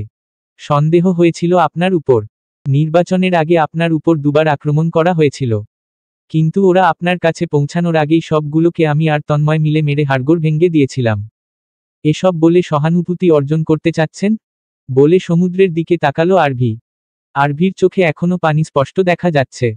সমুদ্র আরভির চোখে পানি দেখে আরভির প্রশ্নের উত্তর দিল না। চুপ করে চোখ বুজে শুয়ে রইল। মনে হচ্ছে বামপাশটা ধীরে ধীরে আষাঢ় হয়ে আসছে। সমুদ্র হসপিটালের বেডে শুয়ে আছে, চোখ যুগল সীমাবদ্ধ উপরের ফ্যানের দিকে। আর মন মগ্ন গভীর ভাবনায়। মানুষ যেমনটা চায় তেমনটা সবসময় হয় না। বেশিরভাগ সময়ই চাওয়ার বিপরীতই হয়। যেমন সমুদ্র যা ভেবে রেখেছিল তা হয়নি। সব কিছু ঠিকভাবে চলতে থাকলেও আজ সব এলোমেলো হয়ে গেছে। সমুদ্র তো ভেবেছিল নাহিদ চৌধুরী ও মিনহাজকে দেশ থেকে সরিয়ে অন্য দেশে পাঠিয়ে দিলেই সব সমস্যার অবসান ঘটবে। আরভি কখনো জানতে পারবে না নাহিদ চৌধুরীর সাথে সমুদ্রের কোনো সম্পর্ক রয়েছে। কিন্তু এখন আরভি সব জানে। সমুদ্রকে আরভি এত সহজে নিজের জীবনে জায়গা দিবে না তা সমুদ্র ভালো করেই বুঝতে পারছে। সমুদ্র গভীর শ্বাস নিয়ে চোখযুগল বন্ধ করে। হারিয়ে যায় অতীতের পাতায়। ফিরে যায় 8 বছর আগে হৃদয়পুরে এসে আরভিকে পাওয়ার সময়টায়। সকাল 7:15। অনেক দিন ধরে নিজের ঘর থেকে বের হয় না সমুদ্র। এক প্রকার ঘর বন্দি করে রেখেছে নিজেকে। নোমান আহমেদ ও ইয়াসমিন কিছু একটা আঁচ করেছে বুঝতে পারছে সমুদ্র। কিন্তু সমুদ্র চাচ্ছে না কেউ কিছু জানুক। যেই দমকা হাওয়া খানিক সময়ের জন্য এসে ভেতরটাকে তোলপাড় করে না বলেই হারিয়ে গেছে, তাকে ভেবে আর কি লাভ। তার কথা ভেবে পরিবারকেই বা কেন কষ্ট দিবে সমুদ্র? তাই সবার কথা ভেবে আজ অনেক দিন পর ঘর থেকে বেরিয়েছে সমুদ্র। সময়টা ডিসেম্বরের শেষের দিকে হওয়ায় অনেক শীত পড়েছে। চারদিকে কুয়াশায় আচ্ছন্ন। দূরদূরান্তের কিছুই দৃশ্যমান হচ্ছে না। এই কুয়াশায় আচ্ছন্ন পরিবেশের মধ্য দিয়ে সমুদ্র একা হুডি পরে দুহাত প্যান্টের পকেটে গুজে গন্তব্যহীন হয়ে হেঁটে চলেছে। কিছুটা পথ অতিক্রম করার পর হঠাৎ মিনহাজের হাসির শব্দ সমুদ্রের কানে আসে। এ শব্দ পেয়ে সমুদ্র দাঁড়িয়ে যায়। এটা কি সত্যিই মিনহাজ নাকি তা বুঝার চেষ্টা করে। কিন্তু মিনহাজ তো হৃদয়পুর থাকে না। আর হৃদয়পুর কখনো আসলে সবার আগে সমুদ্রদের বাড়িতে যায়। তাহলে এখানে মিনহাজের হাসির স্বর কিভাবে এলো? নাকি এটা অন্য কেউ, যার গলার মিনহাজের মতো? সমুদ্র নিজের মধ্যকার বিভ্রান্তি দূর করতে শব্দের উৎপত্তিস্থল অনুসরণ করে হাঁটতে শুরু করে। কয়েক পা সামনে এগিয়ে যাওয়ার পর দেখতে পায় মিনহাজ দাঁড়িয়ে। সমুদ্র অবাক হয়। মিনহাজ হৃদয়পুর এসেছে অথচ সমুদ্রদের বাড়িতে যায়নি, এই কথাটি বেশ ভাবায় সমুদ্রকে। সমুদ্র মিনহাজের দিকে এগিয়ে যাবে ঠিক সে সময় সমুদ্র লক্ষ্য করে মিনহাজ একটা মেয়ের হাত নিজের হাতের মুঠোয় নিয়েছে। মেয়েটার মুখ অস্পষ্ট, কিন্তু তারপরেও এই মেয়েকে দেখে চেনা পরিচিত মনে হচ্ছে। মনে হচ্ছে যাকে এতদিন ধরে খুঁজে বেড়াচ্ছে এই সে। সমুদ্র সামনে এগোনোর সাহস পেল না। মিনহাজের চোখের আড়াল হয়ে দাঁড়িয়ে রইল মেয়েটাকে ভালোভাবে দেখার জন্য। এই মেয়েই যদি সে হয় তাহলে মিনহাজের সামনে শান্ত হয়ে দাঁড়িয়ে থাকতে পারবে না সমুদ্র। এই ভেবেই সমুদ্র মিনহাজের সামনে যায়নি। সময় অতিবাহিত হতে থাকে। আর সমুদ্রের ভেতরকার উথাল পাতাল বাড়তে শুরু করে। এক সময় সেই মুহূর্ত চলে আসে যখন সমুদ্র স্পষ্ট মেয়েটির মুখ দেখতে পায়। সমুদ্রের থমকে দাঁড়ায়। মাথা শূন্য হয়ে যায়। নিজের ভালোবাসার মানুষটা নিজ ভাইয়ের প্রেমিকা তা মানতে পারছে না সমুদ্র।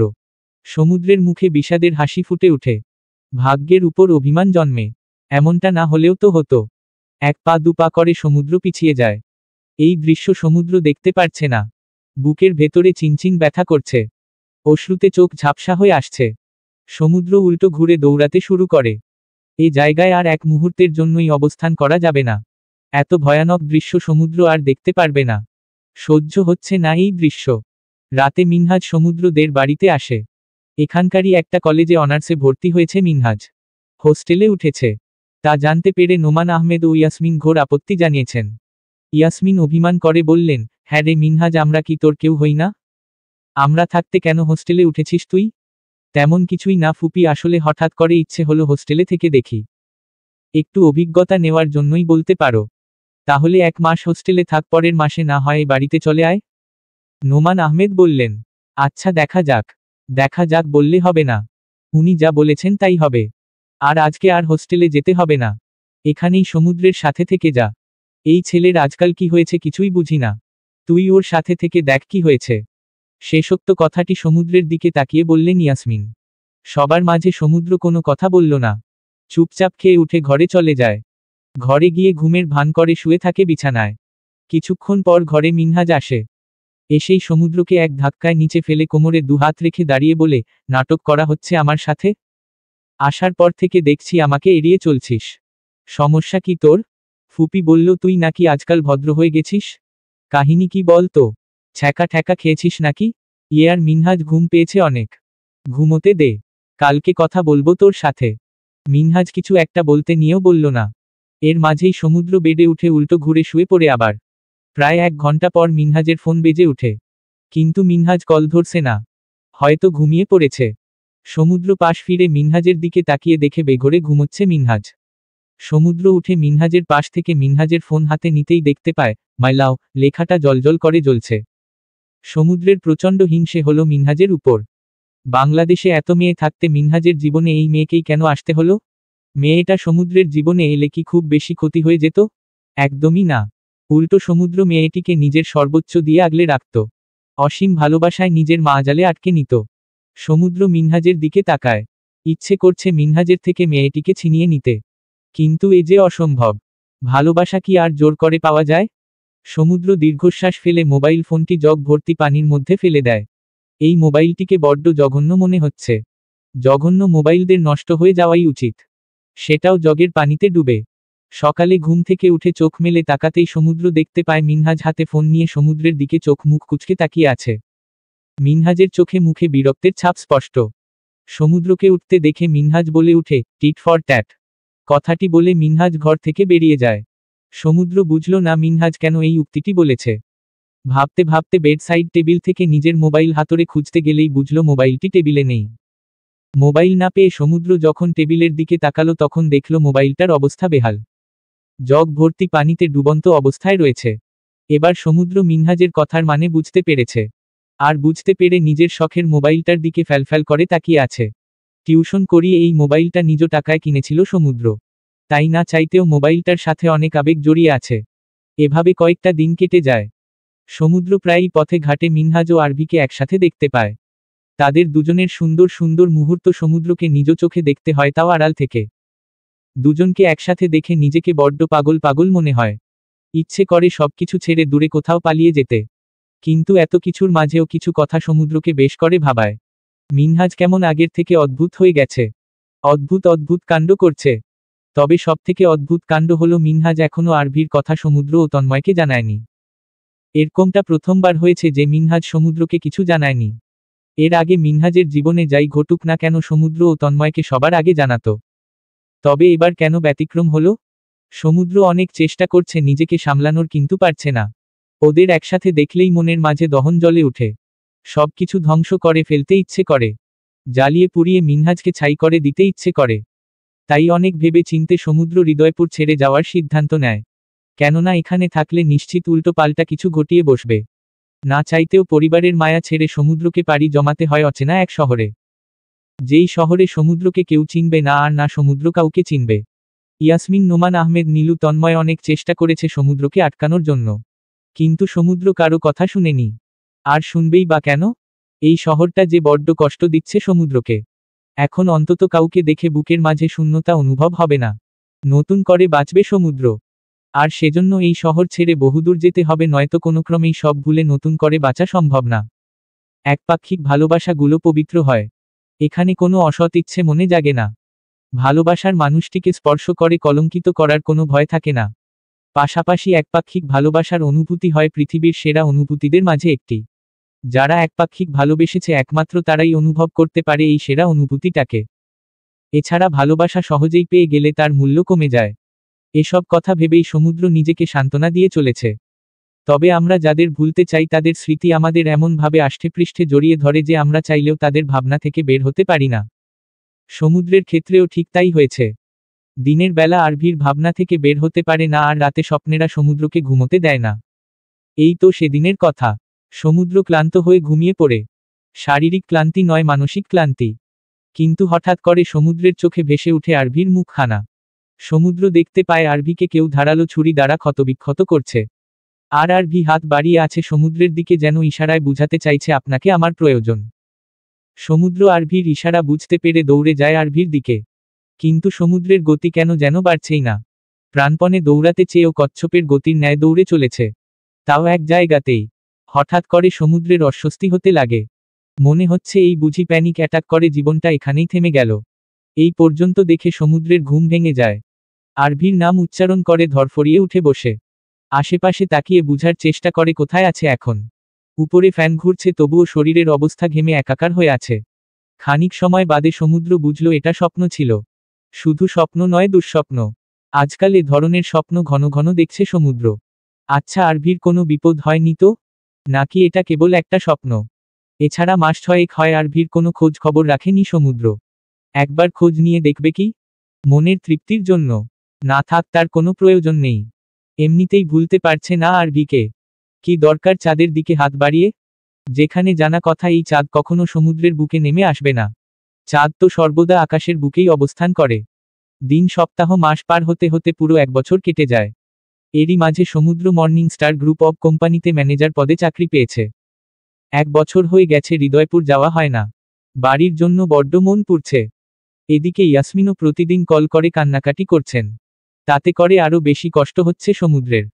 রাতের আধারে বেকনিতে দাঁড়িয়ে সিগারেট টেনে যাচ্ছে সমুদ্র।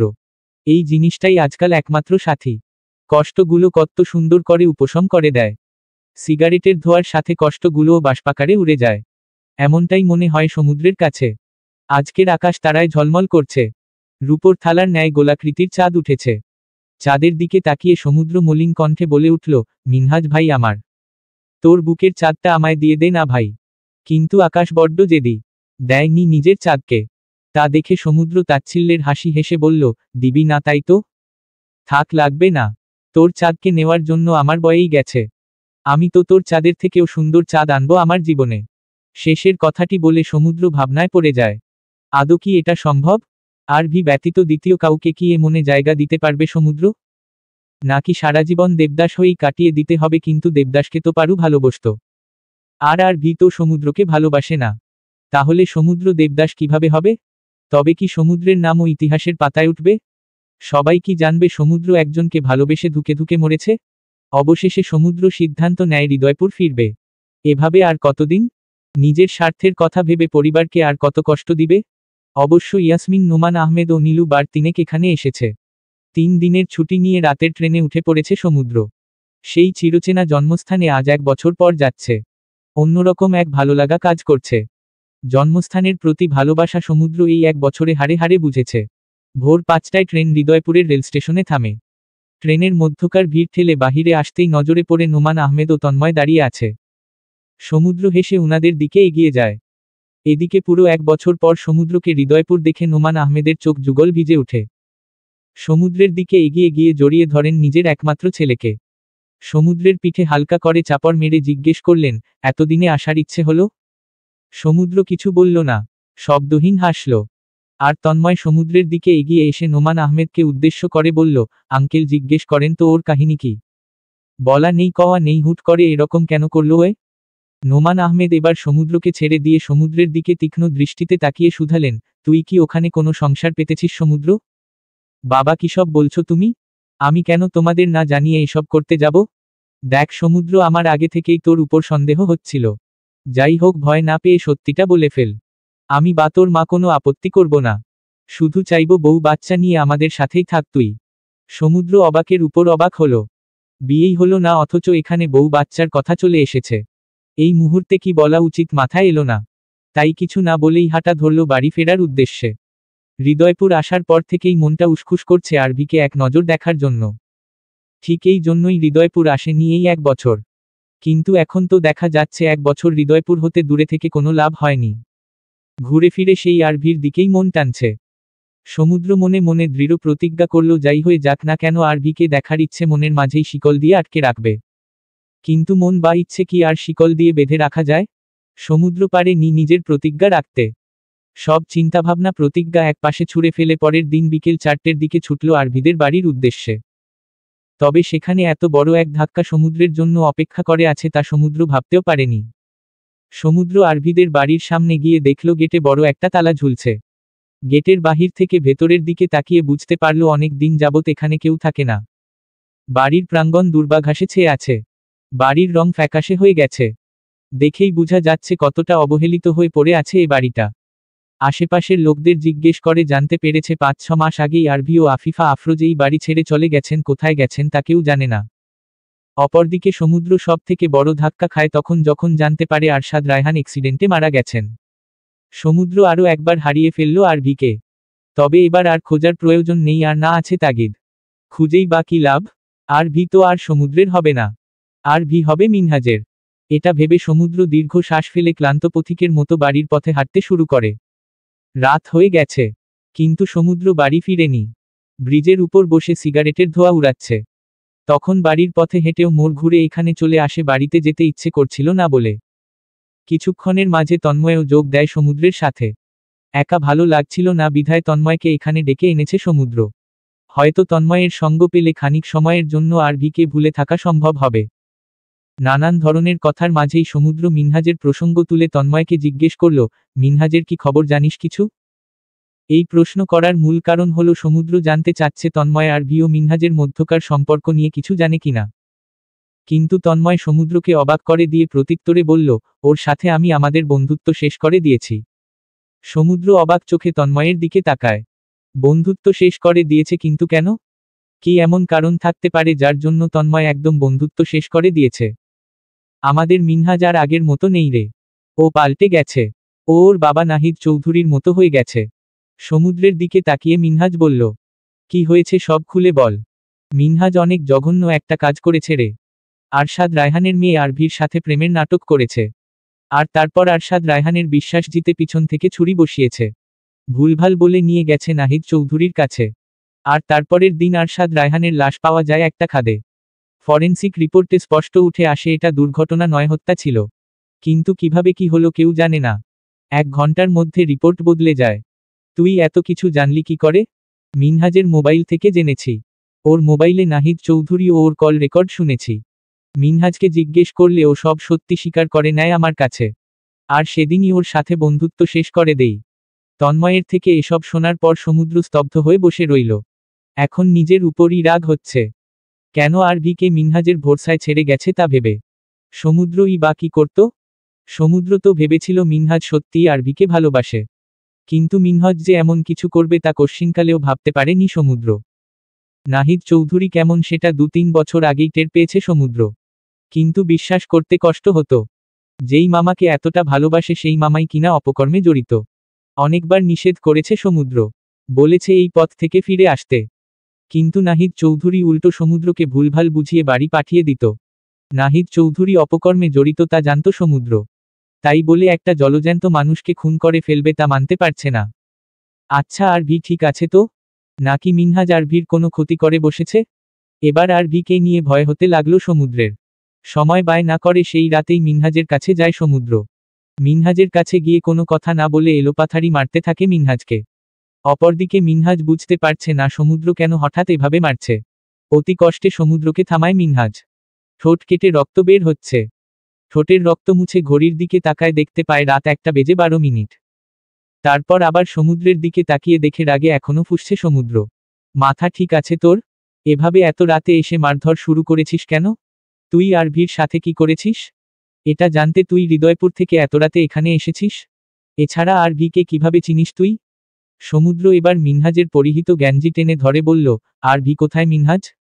তুই আরভির সাথে কি করেছিস? আমি জানি না। আমি কিছু করিনি। ছাড় আমাকে। শান্ত হয়ে বসো। সমুদ্র মিনহাজকে কষে এক থাপ্পড় মেরে চিৎকার করে বলে, আমি সব জানি মিনহাজ। তুই আরশাদ রায়হানকে খুন করেছিস। আমি খুন করিনি। বাবা করেছে। তুই মামাকে থামাতে পারলি না? চেয়েছিলাম কিন্তু সুযোগ মেলেনি। কিন্তু তুই কেন এত রিয়েক্ট করছিস আগে আমাকে সেটা বল। আরভিকেই বা কিভাবে চিনিস তুই? সেটা তোর না জানলেও চলবে। আগে বল আরভি কোথায়? আমি সত্যি জানি না ইয়ার। আরশাদ রায়হানের মৃত্যুর পর শুধু একবার দেখা করেছিলাম। তারপর ওর সামনেও যাইনি আমি। তোকে যেন আমি আর কখনো আমার সামনে না দেখি। তোর কানাডায় যাওয়ার অনেক ইচ্ছে না? আমি টাকা দিব। তবুও তুই এদেশে ফিরে আসবি না কখনো। দাঁতে দাঁত চেপে বলল সমুদ্র। আমারও ইচ্ছে নেই এদেশে থাকার। তবে আমি চলে যাওয়ার পর বাবার কি হবে? বাবাকে কে দেখবে? মামাকে আমি দেখব। তুই শুধু দেশ ছাড়। এসব জানার পর তুই বাবাকে দেখে রাখবি বিশ্বাস হচ্ছে না। আরে ইয়ার, যেই মামাকে ছোট থেকে দেখে এসেছি, ভালোবেসেছি, নিজের আইডল মেনেছি, সেই মামাকে কি করে ফেলে দেই? আমার মামা একজন খুনি। না পারছি এই সত্যটা মেনে নিতে, না পারছি মামাকে ফেলে দিতে। করবটা কি আমি? আরভিকে কিভাবে চিনিস তুই সমুদ্র? সেটা তোর না জানলেও চলবে। আর হ্যাঁ, আমি যেন কখনো তোকে আরভির আশেপাশেও না দেখি। আমার ভাবতে ঘৃণা হচ্ছে তুই আমার ভাই আর নাহিদ চৌধুরী আমার মামা হন। কি করে পারলি মিনহাজ? তুই অন্তত এমন ছিলি না। মিনহাজ হাসল সমুদ্রের কথায়। সত্যিই তো বলেছে সমুদ্র। মিনহাজ তো কখনো নাহিদ চৌধুরীর কোনো কাজে সাপোর্ট করেনি। তবে এবার কেন করল? তাও এত বড় একটা জঘন্য কাজে? এর উত্তর মিনহাজের কাছে নেই। ভুল করেছে মিনহাজ। মস্ত বড় ভুল। যার কোনো প্রায়শ্চিত্ত নেই। সাথে করে সমুদ্রের প্রশ্নেরও কোনো উত্তর মিনহাজের জানা নেই। তাই সমুদ্রের প্রশ্ন এড়িয়ে গিয়ে বলল, রাতে থেকে যা এখানে। ফ্রিজে খাবার আছে। গরম করে খেয়ে নিস। আমি ঘুমোতে যাচ্ছি। এরই মাঝে ড্রয়িং রুমে থাকা টি টেবিলের উপরে মিনহাজের মোবাইলটা টুংটাং শব্দে বেজে ওঠে। মিনহাজ একবার সেদিকে তাকিয়ে আবার রুমের ভেতরে চলে যায়। গিয়ে ভেতর থেকে দরজা বন্ধ করে দেয়। সমুদ্র আজ অনেক ক্লান্ত। অনেকটা পথ অতিক্রম করে এখানে এসেছে। এসেই মারপিট করেছে। তার উপর আবার দুপুরের পর থেকে সিগারেটের ধোঁয়া ব্যতীত কিছুই গলা দিয়ে নামেনি। মানসিক ক্লান্তি তো রয়েছেই সাথে। শরীর যেন আর চলতে চাইছে না। মাথায় ঘুরছে হাজারো প্রশ্ন। কিন্তু যেই প্রশ্নটা অনেক বেশি পীড়া দিচ্ছে তা হলো আরভি এখন কোথায় আছে, কেমন আছে। সমুদ্র চোখ বন্ধ করে দুপাটি টেবিলের উপরে তুলে দিয়ে সোফার সাথে হেলান দিয়ে বসে। কপালের উপর ডান হাত রেখে ভাবতে থাকে এখন কি করবে, আরভিকে কোথায় পাবে। এরই মাঝে আবারও মিনহাজের মোবাইল টুংটাং শব্দ করে বেজে ওঠে। সমুদ্রের হঠাৎ করে মাথায় খেলে যায় মিনহাজের কাছে তো আরভির নম্বর থাকবে। তা ভেবেই সমুদ্র মিনহাজের মোবাইল হাতে নেয়। মোবাইল আনলক করে হোয়াটসঅ্যাপ চেক করতেই দেখতে পায় আরভি ও মিনহাজের অগণিত মেসেজ। সমুদ্র সব কিছু ভুলে সারা রাত জেগে এই মেসেজগুলো পড়তে থাকে। এই মেসেজগুলো থেকে যা জানতে পেরেছে তা হলো মিনহাজ নিজের আসল পরিচয় আরভিকে জানায়নি। হেমন্ত নামের নতুন একটা চরিত্র হয়ে ধরে দিয়েছিল আরভির কাছে। যে চরিত্র বসন্তের মাতাল হাওয়ার মতো আরভির জীবনকে রংধনুর 7 রঙে রাঙিয়ে জীবনকে পরবর্তীতে সাদা কালোর মাঝে সীমাবদ্ধ করে হারিয়ে গেছে। পরের দিন ভোরে উঠে মিনহাজকে না জানিয়েই বেরিয়ে যায় সমুদ্র। অবশ্য যাওয়ার আগে মিনহাজের মোবাইল নিজের সাথে করে নিয়েছে, হয়তো কাজে দিবে এই ভেবে।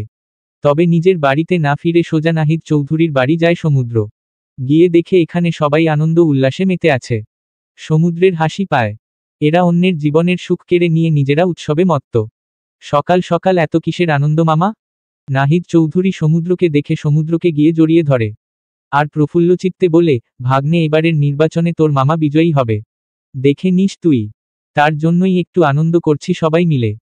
সমুদ্রের ভীষণ করে বলতে ইচ্ছে হলো তোমার মতো মামা পেয়ে নিজেকে বড় অভাগা মনে হচ্ছে, কিন্তু মুখ ফুটে কিছু বলল সমুদ্র। নিজেকে নাহিদ চৌধুরীর বন্ধন থেকে ছাড়িয়ে নিয়ে জিজ্ঞেস করল, মামা তুমি মানুষ খুন করেছ? সমুদ্রের এ প্রশ্নে সবার আনন্দ উল্লাস থেমে যায়। সবাই চুপ করে সমুদ্রের মুখপানে তাকিয়ে থাকে। কারণ এখানে উপস্থিত সবারই জানা সমুদ্র স্বভাব চরিত্র সম্পর্কে। নাহিদ চৌধুরী সবার দিকে তাকিয়ে চোখে ইশারা করলেন বেরিয়ে যেতে এই ঘর থেকে। সবাই বের হয়ে গেলে সমুদ্রের কাঁধে এক হাত রেখে শুধালেন, তুই জানলি কিভাবে?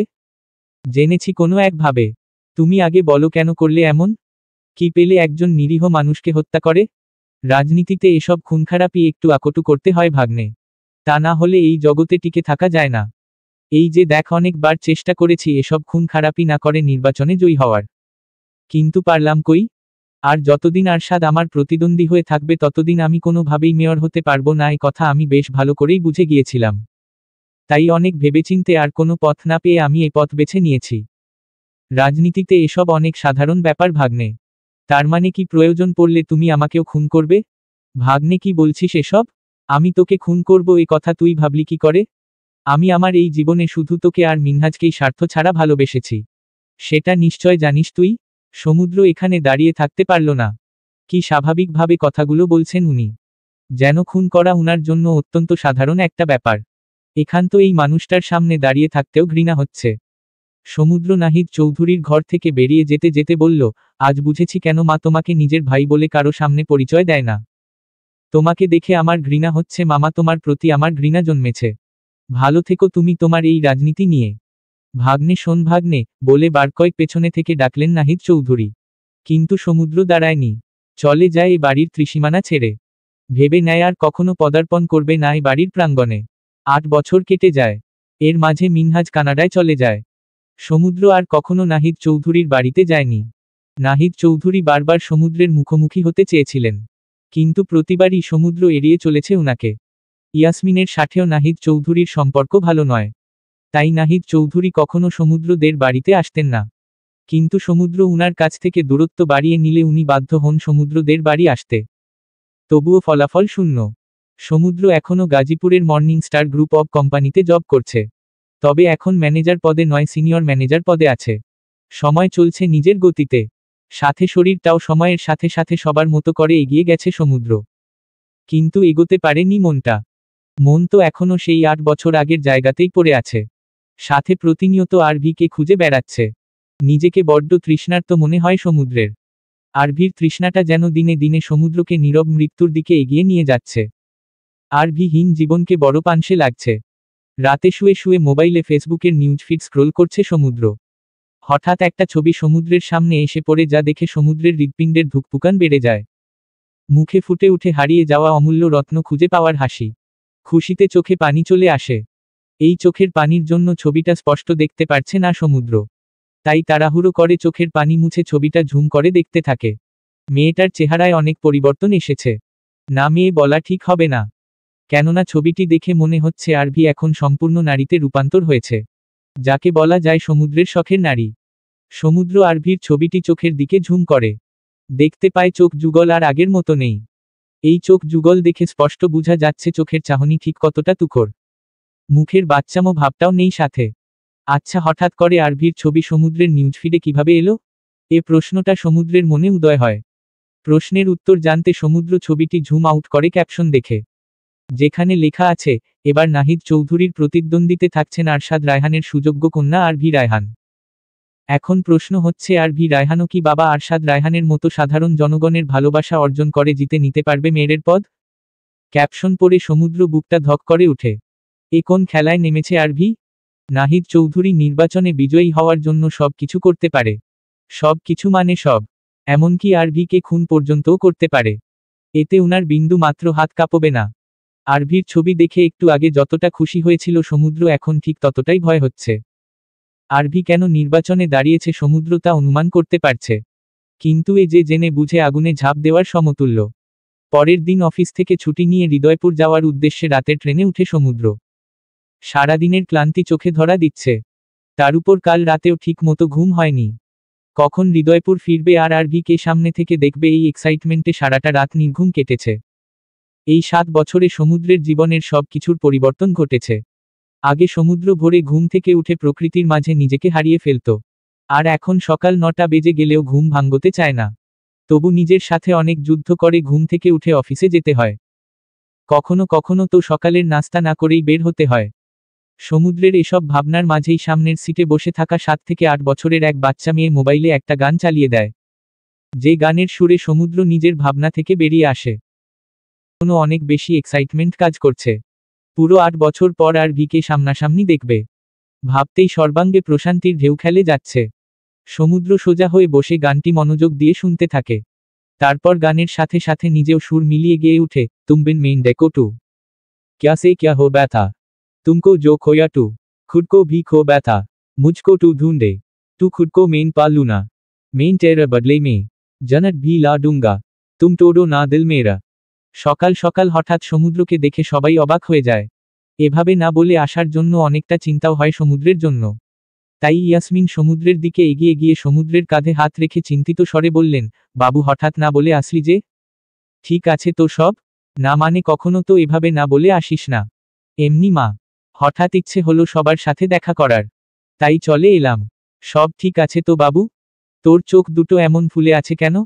অসুস্থ তুই? আর কত করে বলছি এখানে চলে আয়, তা না কোন ভিনদেশে গিয়ে পড়ে আছিস? আমি একদম ঠিক আছি মা, রাতে ট্রেনে ঘুমোতে পারিনি, তাই চোখ ফুলে আছে। তুমি একদম চিন্তা করো না। বাবা আর নীলু কোথায়? নীলু কলেজে গেছে একটু আগে। আর তোর বাবা বাজারে গেছে। তুই হাত মুখ ধুয়ে টেবিলে বস, আমি খাবার দিচ্ছি, খেয়ে একটু ঘুমিয়ে নে। সমুদ্র বাধ্য ছেলের মতো চুপচাপ নিজের ঘরে চলে যায়। ওয়াশরুমে গিয়ে চোখে মুখে পানি ছিটায়। তারপর আয়নার দিকে তাকিয়ে নিজেকে দেখতে থাকে। আর বিড়বিড় করে বলে, ইউ ক্যান ডু ইট সমুদ্র। কথাটি বলে অদ্ভুত ভঙ্গিতে হেসে উঠে সমুদ্র। কারণ সমুদ্র এবার একটা গেম খেলবে সবার সাথে। আর তার জন্য এবার নিজের প্রকৃতি বদলাতে হবে। নিজের পুরনো সত্তাকে লুকিয়ে নতুন এক সত্তা নিজের মাঝে জাগ্রত করতে হবে। প্রয়োজনে এবার আরভিকে আরভির থেকেই ছিনিয়ে নিয়ে আসবে নিজের জীবনে। তবুও তৃতীয়বারের মতো আর হারানো যাবে না। এর জন্য যা যা করা প্রয়োজন সমুদ্র সব করবে। দরকার পড়লে নাহিদ চৌধুরীর সাথে হাত মেলানোর নাটকও করবে। সমুদ্রের মাথায় ঘুরতে থাকে কিছু পরিকল্পনা, যা সমুদ্র বাস্তবায়ন করতে যাচ্ছে সবার অগোচরে থেকেই। একটি দেহে দুটো সত্তা ধারণ করা সহজ কোনো কথা নয়। এ কাজে ক্ষণে ক্ষণে গিরগিটির মতো রং বদলাতে হবে। সমুদ্র আবার নিজের প্রতিচ্ছবির দিকে তাকিয়ে কণ্ঠস্বর খানিকটা খাদে নামিয়ে বলতে থাকে, এখন থেকে এই গল্পের হিরো আর ভিলেন দুটোই আমি। বাকি সবাই আমার হাতের গুটি, যাদের নিয়ে আমি দাবা খেলব। The game is begin. Tick talk tick. সকালে কোনো রকমে হালকা খাবার মুখে দিয়েই সমুদ্র বেরিয়ে যায় আরভির খোঁজে। আরভিকে এক নজর দেখে এত বছরের তৃষ্ণা দূর করতে। সময়টা জানুয়ারির শুরুর দিকে বিধায় এখনো পুরো শীত বিরাজ করছে দেশজুড়ে। সমুদ্র একটা হুডি ও মাস্ক পরে বাড়ি থেকে বের হয়। আরভিদের বাড়ির যত কাছাকাছি যাচ্ছে তত বুকের ভেতরকার হৃৎপিণ্ডের লাবডাব শব্দ বেড়ে চলেছে। দুরু দুরু বুক নিয়ে সমুদ্র এগিয়ে যায় আরভিদের বাড়ির সামনে। বাড়ির চারপাশ জুড়ে ঘুরঘুর করতে থাকে আরভিকে এক নজর দেখার আশায়। কিন্তু 40 মিনিট পার হয়ে যাওয়ার পরেও আরভিকে কোথাও দেখতে পায়নি।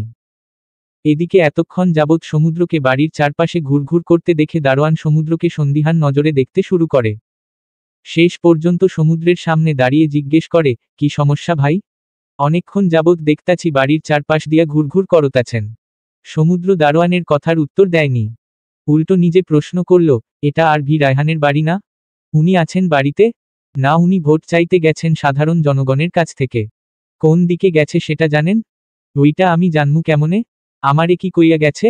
ধন্যবাদ ভাই, বলে সমুদ্র প্যান্টের পকেট থেকে মোবাইল বের করে তন্ময়কে কল করে। তন্ময় নিশ্চয়ই খোঁজ নিয়ে দিতে পারবে আরভি এখন কোথায় আছে। কিছু সময় পর তন্ময় জানায় আরভি কোথায় আছে। সমুদ্রকে লোকেশন পাঠিয়ে নিজেও চলল সেই লোকেশনের দিকে। তন্ময় ঠিক বুঝতে পারছে না সমুদ্র আরভির খোঁজ কেন নিচ্ছে, তাও হুট করে হৃদয়পুর এসে। মিনিট 10 পর সমুদ্র পৌঁছে যায় নিজের গন্তব্য স্থলে। দূর হতে দেখতে পায় আরভিকে। আরভিকে দেখার সাথে সাথে সমুদ্রের ভেতরটা হিমশীতল হয়ে আসে। এতদিন ধরে তৃষ্ণার্ত চোখ দুটোর তৃষ্ণা নিবারণ হয়। যেদিন প্রথম আরভির প্রেমে পড়েছিল সমুদ্র, ঠিক সেদিনের মতো অনুভূতি জাগে মনে। মনে হচ্ছে আবারও নতুন করে এই আরভির প্রেমে পড়েছে সমুদ্র। এখান থেকেই হয়তো নতুন প্রেমের সূচনা হবে দুজনার। এখান থেকেই হয়তো সমুদ্র ও আরভির গল্পের নাম হবে নবপ্রেমের সূচনা। আর সেই গল্পের লেখক হবে সমুদ্র নিজে। সমুদ্র আস্তে ধীরে এগিয়ে যায় আরভির দিকে। এখন যেন দূর থেকে দেখে মন ভরছে না, কাছ থেকে দেখার ইচ্ছে জেগেছে মনে। ওই যে কথায় আছে না, মানুষ যত পায় তত চায়, অনেকটা ওরকমই। সমুদ্র ভিড় ঠেলে আরভির এক পাশে গিয়ে দাঁড়ায়। আরভির সাথে পায়ে পা মিলিয়ে চলতে শুরু করে।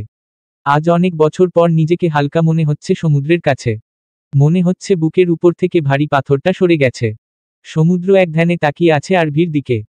হঠাৎ করে কাঁধে কেউ হাত রাখলে সমুদ্র দেখার চেষ্টা করে কে হাত রেখেছে। পাশ ফিরে তাকালেই তন্ময়কে দেখতে পায়। সমুদ্র ভ্রু যুগল সামান্য উপরে তুলে বিড়বিড় করে, শুধায়, তুই এখানে? আমারও একই প্রশ্ন, তুই এখানে কি করছিস? সমুদ্র তন্ময়কে প্রত্যুত্তরে কিছু বলতে যাবে, এর মাঝেই সমুদ্রের মনে হতে থাকে আরভির পেছনের দিকে ছুরি জাতীয় কিছু একটা দেখেছে। চোখের ভুল নাকি সত্যিই দেখেছে তা জানার জন্য সমুদ্র আবারও আরভির পেছনের দিকে তাকায়। না, এবার কিছু নেই। তবে দুটো ছেলে অদ্ভুতভাবে আরভিকে দেখছে আর নিজেদের মধ্যে একটু পর পর কিছু একটা নিয়ে পরামর্শ করে নিচ্ছে।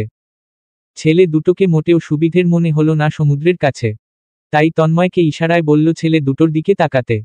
তন্ময় ছেলে দুটোর দিকে তাকালে চিনতে পেরে যায় এদের। এরা এলাকার নতুন ভাড়াটে গুন্ডা। মানুষের থেকে টাকা নিয়ে বিভিন্ন অনৈতিক কাজ করে বেড়ায়। কয়েকদিন আগেও পুলিশের হাতে ধরা পড়ে বেধড়ক কেলানি খেয়েছে। এখন আবার এখানে দুটো একসাথে আছে মানেই কোনো না কোনো ঝামেলা সৃষ্টি করবে। তন্ময় আর সমুদ্র ছেলে দুটোর অগোচরে ওদের পেছনে গিয়ে দাঁড়ায় ওদের উপর নজর রাখার জন্য। প্রথম কিছু সময় ছেলে দুটো একদম শান্ত ছিল। কিন্তু যখন আরভির আশেপাশে লোকজনের ভিড় একটু বেড়ে যায় ও সবার ধ্যান পুরোপুরি আরভির দেখে চলে যায়, তখন ছেলে দুটোর মধ্যে একজন শার্টের নিচ থেকে ধারালো এক ছুরি বের করে। আরভির পেছনে দুজন মহিলা গার্ড ছিল, আর ডানে বামে একজন করে। অন্যদের স্পর্শ যেন আরভির গায়ে না লাগে তার জন্যই এই ব্যবস্থা করা। ছেলে দুটোর মাঝে যার হাতে ধারালো ছুরি সে মহিলা গার্ড দুজনের মধ্যখানে গিয়ে দাঁড়ায়। গার্ড দুজন ছেলেটিকে দেখে হাত দিয়ে পথ আটকে দেয় যেন আর সামনে না এগিয়ে যেতে পারে। ছেলেটি আর সামনে এগোয় না তা দেখে। কিন্তু গার্ড মহিলা দুজন যখন সামনের দিকে তাকায় ছেলেটি তখন সময় অপচয় না করে নিজের হাত চালিয়ে দেয়। ছুরি দিয়ে আঘাত করার চেষ্টা করে আরভিকে। কিন্তু ছুরিটি আরভিকে স্পর্শ করার আগ মুহূর্তে সমুদ্র গিয়ে ছেলেটির হাত চেপে ধরে। ছেলেটির দিকে রক্তিম চোখে তাকায়। সমুদ্র ছেলেটির যে হাত ছুরি সেই হাত পেছনের দিকে নিয়ে নিজেও ছেলেটির পেছনে গিয়ে দাঁড়ায় যেন কেউ ছুরিটি না দেখতে পায়। তারপর ছেলেটিকে নিয়ে আস্তে আস্তে পিছিয়ে আসে। অপরদিকে তন্ময় অন্য ছেলেটির শার্টের কলার টেনে ধরে ভিড় থেকে বাহিরে নিয়ে আসে। তারপর তন্ময় ও সমুদ্র ছেলে দুটোর কলার টেনে এক বাড়ির আড়ালে নিয়ে যায়। জায়গাটি বেশ নির্জন। এখন এদিকটায় কেউ আসবে বলে মনে হয় না, কারণ সবাই তো আরভিকে দেখতে ব্যস্ত। ছেলে দুটো নিজের দিকে চাওয়াচাওয়ি করে, কিন্তু কেউই বুঝে উঠতে পারছে না এ দুজন আসলে কে আর ওদের এভাবে ধরে এনেছে কেন। তন্ময় যাকে ধরে আছে সে হঠাৎ বলে উঠে, এ ভাই কি সমস্যা? হ্যাঁ, আমাদের এইভাবে ধইরা আনছেন কেন? কলার ছাড়েন। সমুদ্র এক হাত দিয়ে হাতে ছুরি ধরে রাখা ছেলেটির কলার ধরে অন্য হাত দিয়ে অপর ছেলেটির গালে কষে এক থাপ্পড় মারে। সমুদ্রের থাপ্পড় খেয়ে ছেলে দুটো ক্ষেপে যায়। সমুদ্র যেই ছেলেটিকে ধরে আছে সে ছেলেটি হাতে থাকা ছুরি দিয়ে সমুদ্রকে আঘাত করতে যায়। কিন্তু তার আগেই সমুদ্র ছেলেটির হাত ধরে ফেলে কলার ছেড়ে এবার এই ছেলেটির গালেও চড় বসায়। তারপর হাত মুচড়ে দিতেই হাতে থাকা ছুরিটি নিচে পড়ে যায়। চড় খেয়েই ছেলে দুটো কানে ঝিঝি পোকার শব্দ শুনতে পায়। মনে হচ্ছে একটুর জন্য গাল ফেটে যায়নি। সমুদ্রের থাপ্পড়ে একদম গরম হয়ে গেছে গাল। সমুদ্র এবার নিজের রাগ নিয়ন্ত্রণ করতে না পেরে ছেলেটিকে মারতে থাকে। ছেলেটি পাল্টা প্রহার করতে গেলে সুযোগ তো মিলেই না, উল্টো সমুদ্রের মার দ্বিগুণ হয়ে যায়। এইদিকে তন্ময়ের ধরে থাকা ছেলেটি সমুদ্রকে এভাবে মারতে দেখে বর্ষর ঢোক গিলে। তা দেখে তন্ময় হেসে বলে, কি বাচ্চা, এখনই ভয় করছে? এই কলিজা নিয়ে এই পথে আসলি কিভাবে বলতো, একটু অপেক্ষা কর। এখন তো ও মার খাচ্ছে, একটু পর তোর সময় আসবে।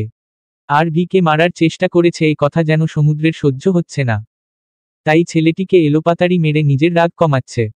সমুদ্রকে এখনো থামতে না দেখে তন্ময় সমুদ্রকে বাধা দিয়ে বলে, সমুদ্র এবার ছেড়ে দে, মরে যাবে ও। ছেড়ে দিয়ে জিজ্ঞেস কর কে পাঠিয়েছে ওদের। ছেলে দুটো প্রথমে বলতে চায়নি কিছু, কিন্তু সমুদ্র যখন মারের পরিমাণ বাড়িয়ে দেয় তখন আর সহ্য করতে না পেরে শেষমেশ বলেই দেয় আসলে এই দুজনকে কে পাঠিয়েছে। কম্পনরত স্বরে কোনোরকমে উচ্চারণ করে নাহিদ চৌধুরীর নাম। উনিই তো এই দুজনকে ভাড়া করেছেন আর ভিকে মৃত্যুপুরীতে পাঠিয়ে দেওয়ার জন্য। পরেরটা উনি সামলে নিবেন এরকমটাই বলেছিলেন। আর ছেলে দুটো উনার এ কথাতেই রাজি হয়েছিল এত বড় একটা কাজ করার জন্য। নইলে এর আগে কখনো এত রিস্ক নিয়ে কোনো কাজ করেনি। কিন্তু এখন তো দেখা যাচ্ছে কাজটা করার আগেই ধরা পড়ে গেছে, সাথে বেধড়ক মারও খাওয়া হয়েছে। সমুদ্রের আগে থেকেই ধারণা ছিল আর ভিকে মারার চেষ্টাকে করতে পারে। তবু দুজনের থেকে নামটা জেনে নিশ্চিত হয়ে নেয়। দীর্ঘশ্বাস ফেলে তন্ময়ের হাতে দুজনের দায়িত্ব দিয়ে নাহিদ চৌধুরীর বাড়ির উদ্দেশ্যে হাঁটতে শুরু করে। আজ অনেকগুলো বছর পর চৌধুরী বাড়ির গেটের সামনে দাঁড়িয়ে আছে সমুদ্র। শৈশবের কথা মনে পড়ে যাচ্ছে। শৈশবের বেশিরভাগ সময় তো এ বাড়িতেই কেটেছে। নাহিদ চৌধুরী ছিলেন সমুদ্রের আইডল। লোকটার প্রতিটি কাজ মুগ্ধ হয়ে দেখত সমুদ্র, আর মনে মনে ভাবত বড় হয়ে আমিও একদিন মামার মতো হব। সেসব কথা মনে হলে এখন হাসি পায়। ধীরস্থির পায় মনে সংশয় নিয়ে সমুদ্র বাড়ির ভেতরে প্রবেশ করে। আজ এত বছর পর সমুদ্র এই বাড়িতে পা রেখেছে তা নিয়ে কি সমুদ্রের ধুরন্ধর মামার মনে সন্দেহ জাগবে না? সেটাই ভাবাচ্ছে সমুদ্রকে। কিন্তু সমুদ্র হয়তো ভুলে গেছে নাহিদ চৌধুরী মিনহাজও সমুদ্রের বেলায় বড্ড আবেগী। পুরো পৃথিবী একদিকে আর এ দুজন আরেক দিকে। তাই তো সমুদ্রকে দেখার পর মনে কোনো প্রকার প্রশ্ন জাগেনি উনার। উল্টো খুশিতে চোখে পানি চলে এসেছে। আজ এত বছর পর ভাগ্নে এই বাড়িতে পা রেখেছে, এটাই যে অনেক নাহিদ চৌধুরীর জন্য। নাহিদ চৌধুরী সমুদ্রকে দেখতে পেয়ে দ্রুত পায়ে এগিয়ে এলেন সমুদ্রের দিকে। সব চিন্তা ভুলে জড়িয়ে ধরলেন স্নেহের ভাগ্নেকে। আর বললেন, আমি জানতাম ভাগ্নে একদিন না একদিন তুই ঠিক এ বাড়িতে আসবি। আমাকে ক্ষমা করে দাও মামা, আমি বুঝতে পারিনি তখন। কিন্তু এখন বুঝেছি জীবনে চলার পথে অনৈতিক পথে হাঁটতেই হয়, অন্যথায় জীবন হয়ে যায় পানসে। চোখে মুখে অনুতপ্তের ছায়া ফুটিয়ে বলল সমুদ্র। সমুদ্রের কথা শুনে নাহিদ চৌধুরীর কাছে মনে হচ্ছে উনি আজ চাঁদ হাতে পেয়েছে। কেননা চাঁদ হাতে পাওয়ার মতোই খুশির জোয়ার বয়ে যাচ্ছে মনে। উনি সমুদ্রকে দেখে মনে মনে ভেবে রেখেছিলেন মিথ্যা বলে সমুদ্রের মনে নিজের জন্য জায়গা তৈরি করে নিবেন আগের মতো। পুরো দেশের সামনে নিজের আসল রূপ আড়াল করে রাখতে পারলে সমুদ্রের সামনে আড়াল করা রাখা বড় কিছু না। কিন্তু এখন তো দেখা যাচ্ছে এসব কিছুই করতে হবে। সমুদ্র নিজেই পাল্টে গেছে। নাহিদ চৌধুরী এবার সমুদ্রকে ছেড়ে দিয়ে প্রফুল্ল চিত্তে বললেন, তুই সত্যি বলছিস ভাগ্নে? তুই আমাকে বুঝতে পেরেছিস? হ্যাঁ মামা, আমি তো ভেবে রেখেছি এখন থেকে আমিও তোমাকে সাহায্য করব। তোমার থেকে এসব শিখব। তুমি আমার আইডল বলে কথা। তোমার থেকে ভালো আর কে শেখাতে পারবে আমায়? তুই একদম চিন্তা করিস না ভাগ্নে, তোর মামা আছে তো। দেখিস তুই একদিন আমার মতো পাক্কা খেলোয়াড় হয়ে যাবি। হসপিটালের দরজায় খটখট শব্দ হলে সমুদ্র বর্তমানে ফিরে আসে। চোখ মেলে দেখতে পায় একজন নার্স এসেছে ব্যথা কম হওয়ার মেডিসিন দেওয়ার জন্য। নার্স সমুদ্রকে মেডিসিন দিয়ে চলে গেলে সমুদ্র বিড়বিড় করে বলে উঠে, আপনার জন্য কত কি না করেছি ললনা। মামার সাথে হাত মেলানোর নাটক করেছি। আপনার থেকে নিজের পরিচয় গোপন করেছি। মামা ভেবেছিল আমি মামার পক্ষ নিয়ে আপনাকে খুন করার নতুন নতুন পরিকল্পনা মামাকে দিয়ে যাব। কিন্তু মামা জানতই না যে পরিকল্পনা আমি আপনাকে মারার জন্য করতাম সেই পরিকল্পনা আমি নিজ হাতেই ধূলিসাৎ করে দিতাম। এমনকি অনেকবার ধরা পড়তে গিয়েও কোনো রকমে সব কিছু সামলে নিয়েছি। একটু পরে সমুদ্রকে রিলিজ করে দেওয়া হবে। ইয়াসমিন সমুদ্রের পাশে বসে সমুদ্রের মাথায় হাত বুলিয়ে দিচ্ছেন। উনার চোখ জোড়া ছলছল করে উঠছে একটু পর পর। আর নীলু সমুদ্রের পায়ের ধারে বসে আছে। নোমান আহমেদ নিচে গিয়েছেন হসপিটালের বিল মেটাতে। সমুদ্র ইয়াসমিনের দিকে তাকিয়ে মলিন কণ্ঠে বলল, মা আর কেঁদো না প্লিজ। দেখো আমার কিছু হয়নি, আমি একদম ঠিক আছি। চুপ কর, তুই বললেই আমি বিশ্বাস করব? এখন পর্যন্ত এটাও সঠিকভাবে বললি না, এসব কিভাবে হলো? বলেছি তো মা রড নিয়ে ভ্যান যাচ্ছিল পাশ দিয়ে। কিভাবে কিভাবে যেন রডে আঘাত লেগে যায়। সমুদ্র ও ইয়াসমিনের কথার মাঝেই দরজায় শব্দ হলো। সবাই দরজার দিকে তাকাতেই দেখতে পায় আর ভি হাসি মুখে দরজায় দাঁড়িয়ে আছে। সবার দৃষ্টি আরভির দিকে, বুঝতে পেরে আরভি ভেতরে প্রবেশের অনুমতি নিতে বলল, আসতে পারি? সবাই এখনো আরভির দিকে অবাক দৃষ্টিতে তাকিয়ে। এখানে উপস্থিত কেউ ভাবতে পারেনি আরভি আসবে। ইয়াসমিন এবার নিজেকে স্বাভাবিক করে বললেন, হ্যাঁ হ্যাঁ, ভেতরে এসো। এটা আবার জিজ্ঞেস করতে হয় নাকি? আরভি হাসি মুখে ভেতরে প্রবেশ করল। এই মুহূর্তে আরভিকে এরকম হাসিমুখে দেখে সমুদ্রের মনে সন্দেহ জাগছে। সব কিছু জানার পর আরভির এরকম প্রতিক্রিয়া তো হওয়ার কথা না। আন্টি ভালো আছেন? হ্যাঁ মা, আলহামদুলিল্লাহ ভালো আছি। তুমি ভালো আছো তো? হ্যাঁ আন্টি, আমিও ভালো আছি। আরভি তারপর নীলুর দিকে তাকিয়ে জিজ্ঞেস করল, তুমি সমুদ্রের বোন নীলু, তাই না? হ্যাঁ, তুমি জানলে কিভাবে? ভাইয়া তোমাকে আমার কথা বলেছে? কৌতূহলী চোখে আরভির দিকে তাকিয়ে জিজ্ঞেস করল নীলু। না, তা বলেনি, কিন্তু জেনেছি কোনো একভাবে। তা সমুদ্র মুনতাসিন এখন কি অবস্থা?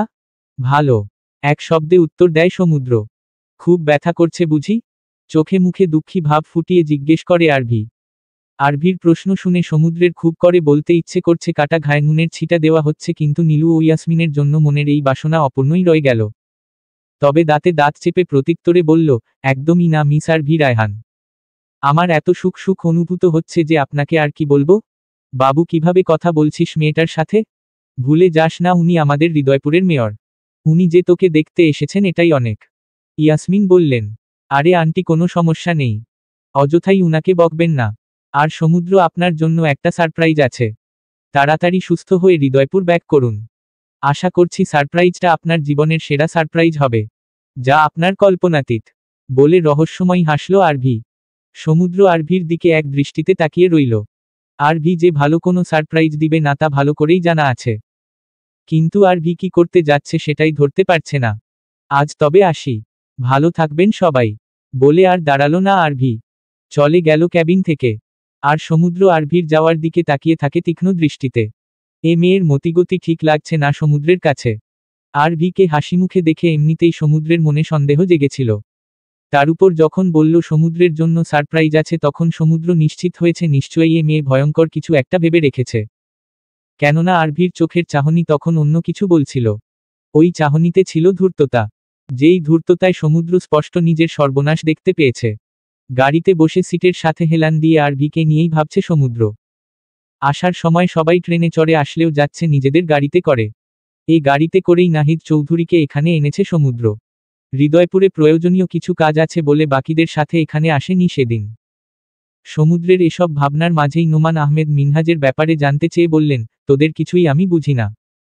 এভাবে না বলে হুট করে কানাডায় চলে যাওয়ার মানে কি সমুদ্র?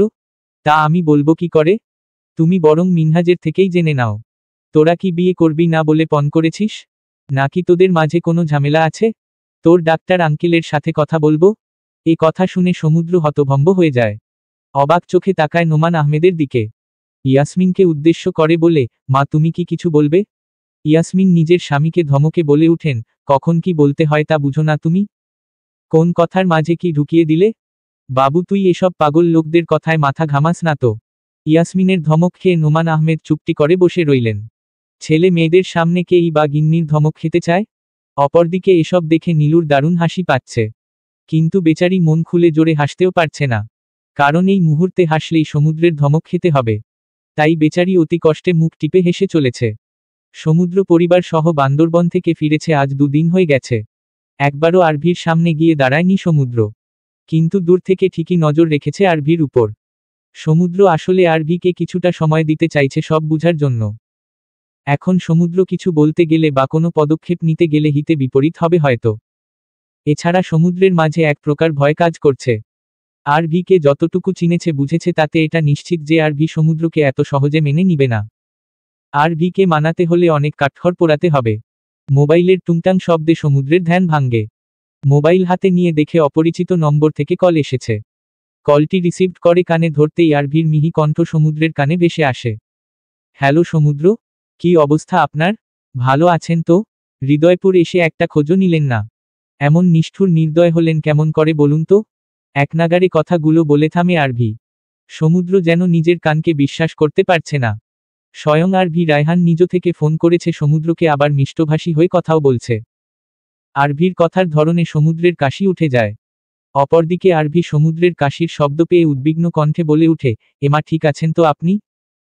সমুদ্র কোনো রকমে নিজেকে সামলে আশ্চর্য হয়ে জিজ্ঞেস করে, ডিরেক্ট পয়েন্টে আসুন ললনা। আপনি আসলে কি করতে চাইছেন? ওইয়ে বলেছিলাম না, সারপ্রাইজ। আমি আসলে আপনাকে সারপ্রাইজ দিতে চাচ্ছি সমুদ্র। তা হঠাৎ আমাকে সারপ্রাইজ দেওয়ার ইচ্ছে পোষণ করার কারণ? সন্দিহান কণ্ঠে জিজ্ঞেস করে সমুদ্র। আমি কারো ঋণ রাখতে পছন্দ করি না। আপনি আমাকে এত এত সারপ্রাইজ দিয়েছেন, এর বিনিময়ে আমি আপনাকে কিছুই ফিরিয়ে দিব না, এ কেমন করে হয়? সমুদ্র এবার শব্দ করে হেসে ওঠে। সমুদ্রের হাসির শব্দ পেয়ে আর ভি চুপ হয়ে যায়। সারপ্রাইজের বদলে সারপ্রাইজ দিচ্ছেন, কিন্তু ভালোবাসার বদলে ভালোবাসা দিচ্ছেন না কেন ললনা? আমি চাই আপনার আর আমার সম্পর্কটা মাধুর্যে পরিপূর্ণ হোক, অথচ আপনি বারে বারে সম্পর্কটাকে সাপ বেজির সম্পর্কে গড়ে তুলতে চাইছেন। ভুল ভাবছেন সমুদ্র মুনতাসিন। আমি এই সম্পর্ক শেষ করতে চাচ্ছি। সে যাই হোক, আপনার সারপ্রাইজটা কিন্তু আমি প্রস্তুত করে রেখেছি। কবে দেখা করবেন বলুন? সমুদ্র কিছুটা সময় নিয়ে ভেবে বলল, আজ বিকেলে? ঠিক আছে, আমি অপেক্ষায় থাকব। খানিক সময় বাদে ইয়াসমিন সমুদ্রের ঘরে এলেন। এসে বললেন, বাবু তোর সাথে কিছু কথা ছিল। হ্যাঁ মা বলো। ইয়াসমিন সমুদ্রের বিছানায় বসলেন। তারপর ধীরে সুস্থে বলতে আরম্ভ করলেন, দেখ বাবু, তুই ছেলে, তাই তোকে বিয়ের ব্যাপারে সম্পূর্ণ স্বাধীনতা দিয়েছি। তুই যেদিন যাকে বলবি তার সাথেই তোর বিয়ে দিব আমরা। কিন্তু নীলু বড় হয়েছে, নানা জায়গা থেকে বিয়ের জন্য সম্বন্ধ আসছে। আমার আর তোর বাবার মনে হচ্ছে নীলুর বিয়েটা এবার দিয়ে দেওয়া উচিত, কারণ সবসময় ভালো ছেলে পাওয়া যায় না।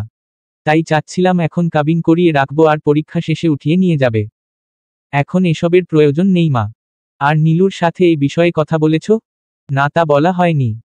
কিন্তু আজ বিকেলে তোর বাবার এক বন্ধুর ছেলে নীলুকে দেখতে আসবে। ওরা এমন ভাবে বলল যে তোর বাবা আর না করতে পারেনি। আর ছেলেও আমাদের চেনা জানা। নীলু সুখে থাকবে ও বাড়িতে। নীলু কোথায় সুখে থাকবে সেটা নীলুকে বুঝে নিতে দাও মা। আর ওকে বলো আমার ঘরে আসতে। সমুদ্রের কথায় ইয়াসিন কিছুক্ষণ চুপ করে সমুদ্রের মুখ পানে তাকিয়ে থাকেন। তারপর কিছু একটা ভেবে সমুদ্রকে প্রশ্ন করেন, নীলু কি কাউকে পছন্দ করে? নিশ্চিতভাবে বলতে পারছি না। তবে একটু আগে বললে না নীলু বড় হয়েছে? যেহেতু বড় হয়েছে সেহেতু থাকতেও পারে, বলা যায় না। ইয়াসমিন আর কিছু বললেন না। বসা থেকে উঠে সমুদ্রের ঘর হতে বেরিয়ে গেলেন। তার কিছুক্ষণ বাদেই নীলু মাথা নিচু করে সমুদ্রের ঘরে আসে। নীলুকে এরকম মাথা নিচু করে রাখতে দেখে সমুদ্র নিজ বোনের সামনে গিয়ে দাঁড়ায়। পরম যত্ন সহকারে মাথায় হাত রেখে ধীর কণ্ঠে বলে, নীলু আমার দিকে তাকা। নীলু কিছুটা সময় নিয়ে নিজেকে ধাতস্থ করে। তারপর গভীর শ্বাস নিয়ে চোখে টলমল করা পানি আটকে রেখে সমুদ্রের দিকে তাকায়। নীলুর চোখ যুগল দেখে সমুদ্র আটকে ওঠে। বোনটা তাহলে সত্যিই এক পাগল ছেলের প্রেমে পড়েছে। চোখে মুখে স্পষ্ট তাকে হারানোর ভয় দেখতে পারছে সমুদ্র। একদিন সমুদ্রের চোখে মুখেও তো ঠিক একই রকম ভয় ফুটে উঠেছিল। শুনেছিস কিছু? সমুদ্র শান্ত স্বরে কথাটি জিজ্ঞেস করে নীলুকে। কিন্তু নীলু প্রত্যুত্তরে কিছু বলল না। ভয় পাচ্ছে সমুদ্রকে বলতে। এছাড়া কান্না আটকে রাখার জন্যও মুখ খুলছে না। এখন কিছু বলতে গেলে নিশ্চিতেই চোখ জোড়া বেইমানি করে বসবে। আপাতত ভাইয়ের সামনে নিজের অশ্রু বিসর্জন দিতে চাচ্ছে না নীলু। ভাইয়ের সামনে বোন কাঁদছে নিজের প্রেমিক পুরুষকে হারানোর ভয় পেয়ে। ব্যাপারটা কেমন অদ্ভুত দেখায় না? এদিকে নীলুকে কিছু বলতে না দেখে সমুদ্র বুঝে নেয় সংশয় থেকে নীলু নিজ ভাইয়ের সামনে মুখ খুলতে পারছে না। তাই সমুদ্র নীলুকে আশ্বাস দিতে নীলুর মাথায় হাত বুলিয়ে দিয়ে বলে, তুই কি তন্ময়কে পছন্দ করিস? নির্দ্বিধায় বলতে পারিস আমায়। আমি তোর বিশ্বাসের দাম রাখব। তবু নীলু মুখ ফুটে কিছু বলল না। যদি সমুদ্র এ সম্পর্ক মেনে না নেয়? এ ভয়। আর তা বুঝিতে পেরে সমুদ্র সামান্য হেসে বলে উঠে, তবে কি পছন্দ করিস না? তাহলে আর কি করার? সুন্দর করে সেজেগুজে রেডি হয়ে থাকিস। আজই বিয়ে পড়িয়ে দিব। এবার নীলু শব্দ করে কেঁদে উঠল। তা দেখে সমুদ্র বুঝে যায় সমুদ্রের কৌশল কাজে লেগেছে। সমুদ্র চুপ করে থাকে নীলুর কাছ থেকে তার মনের কথা জানার অপেক্ষায়। নীলু খানিকটা সময় নিয়ে নিজেকে কোনো রকমে সামলে থেমে থেমে বলল, ভো ভাইয়া, আমি মুনাকে ছাড়া আর কাউকে বিয়ে করতে পারবো না। সমুদ্র এবার পরিস্থিতি স্বাভাবিক করতে নিজের অন্য রূপে ফিরে এসে বিরক্তির স্বরে বলে উঠল, মাইয়া মানুষ মানেই ন্যাকামির কারখানা। এই উনিটাকে সেটাই তো জানতে চাচ্ছি নাকি? তন্ময় ভাইয়া, মিনমিন করে প্রত্যুত্তরে বলল নীলু। ভাইয়া যখন ছাইয়া। সমুদ্র বিড়বিড় করে বলল। তারপর আবার গম্ভীর হয়ে কাঠোকাঠ গলায় বলে উঠে, তুই ঘরে যা, দেখছি কি করা যায়। নীলু ভীত হয়ে গেল। সমুদ্রকে দেখে বোঝা যাচ্ছে না কিছু। সমুদ্র যদি এই সম্পর্কটাকে না মেনে নেয় তবে কি হবে নীলুর? কিভাবে পারবে তন্ময়কে ভুলে অন্য কারো সাথে ঘর বাঁধতে? মনে একজনকে রেখে অন্য একজনের সঙ্গে ঘর বাঁধা যায় বুঝি? এর থেকে তো মৃত্যু শ্রেয়। হৃদয়পুরে একটি এতিমখানা রয়েছে, সেখানেই সমুদ্রকে আসতে বলেছিল আরভি। তাই বিকেল হতেই সমুদ্র নিজের বাইক নিয়ে বেরিয়ে যায় এতিমখানার উদ্দেশ্যে। এতিমখানায় পৌঁছাতেই সমুদ্র দেখতে পায় আরভি আজ শুভ্র রঙের শাড়ি পরেছে, চুলগুলো উন্মুক্ত, যা বারে বারে বাতাসে উড়ে আরভির চোখে মুখে বাড়ি খাচ্ছে। আর আরভি তা বিরক্ত সহকারে কানের পেছনে গুজে দিচ্ছে। ঠোঁটে হালকা গোলাপি রঙের লিপস্টিক ও চোখে মোটা করে কাজল লাগিয়েছে মেয়েটা। আরভিকে দেখে সমুদ্রের পা সেখানেই থেমে যায়। চারপাশের সব কিছু থেকে যেন সাময়িক সময়ের জন্য বিচ্ছিন্ন হয়ে যায়, হারিয়ে যায় আরভির মাঝে। দূর হতেই মণিমুগ্ধের মতো তাকিয়ে থাকে আরভির দিকে। বক্ষপিঞ্জরে আবদ্ধ হৃৎপিণ্ড নতুন নতুন ছন্দে আন্দোলিত হতে থাকে, ক্ষণে ক্ষণে বাড়তে থাকে হৃদযন্ত্রের ধুকপুকানি। আর সমুদ্র সেসব কিছুই স্পষ্ট অনুভব করতে পারছে। সেকেন্ড 10 আরভিকে পরখ করে সমুদ্র আনমনে বলে উঠে, আমার সর্বনাশিনী। হঠাৎ সমুদ্রকে দেখতে পেয়ে আরভি মিষ্টি হেসে সমুদ্রের দিকে এগিয়ে আসে। এমনিতেই আরভির এই রূপে সমুদ্র নতুন করে আরভির প্রেমে পড়েছে। তার উপরেই হাসি। সমুদ্রের ইচ্ছে হচ্ছে আরভিকে নিজের সামনে বসিয়ে রেখে ঘন্টার পর ঘন্টা দেখে যেতে। ইস, যদি সত্যি এমনটা করা যেত তাহলে কতই না ভালো হতো। এসব ভেবে সমুদ্র ঘোর লাগা দৃষ্টিতে তাকিয়ে আছে আরভির মুখপানে। আশেপাশে কি ঘটছে আপাতত সেদিকে কোনো হুঁশ নেই সমুদ্রের। সমুদ্র তো ব্যস্ত তার সর্বনাশিনীকে মন ভরে দেখায়। আরভি সমুদ্রের সামনে এসে দাঁড়িয়ে সমুদ্রকে জিজ্ঞেস করে, কি অবস্থা আপনার? আঘাত ঠিক হয়েছে? সমুদ্র প্রত্যুত্তর করল না আরভির। সে তো একধ্যানে আরভিকে দেখায় ব্যস্ত। প্রত্যুত্তর করবে কেমন করে? অপরদিকে সমুদ্রের কোনো সাড়া শব্দ না পেয়ে আরভির ছোট ছোট চোখ করে সমুদ্রকে পর্যবেক্ষণ করতে থাকে। তারপর কিছু একটা বুঝতে পেরে রহস্যময়ী হেসে সমুদ্রের মুখের সামনে তুড়ি বাজাতে শুরু করে। আরভির তুড়ি বাজানোর শব্দে সমুদ্রের হুঁশ ফিরে।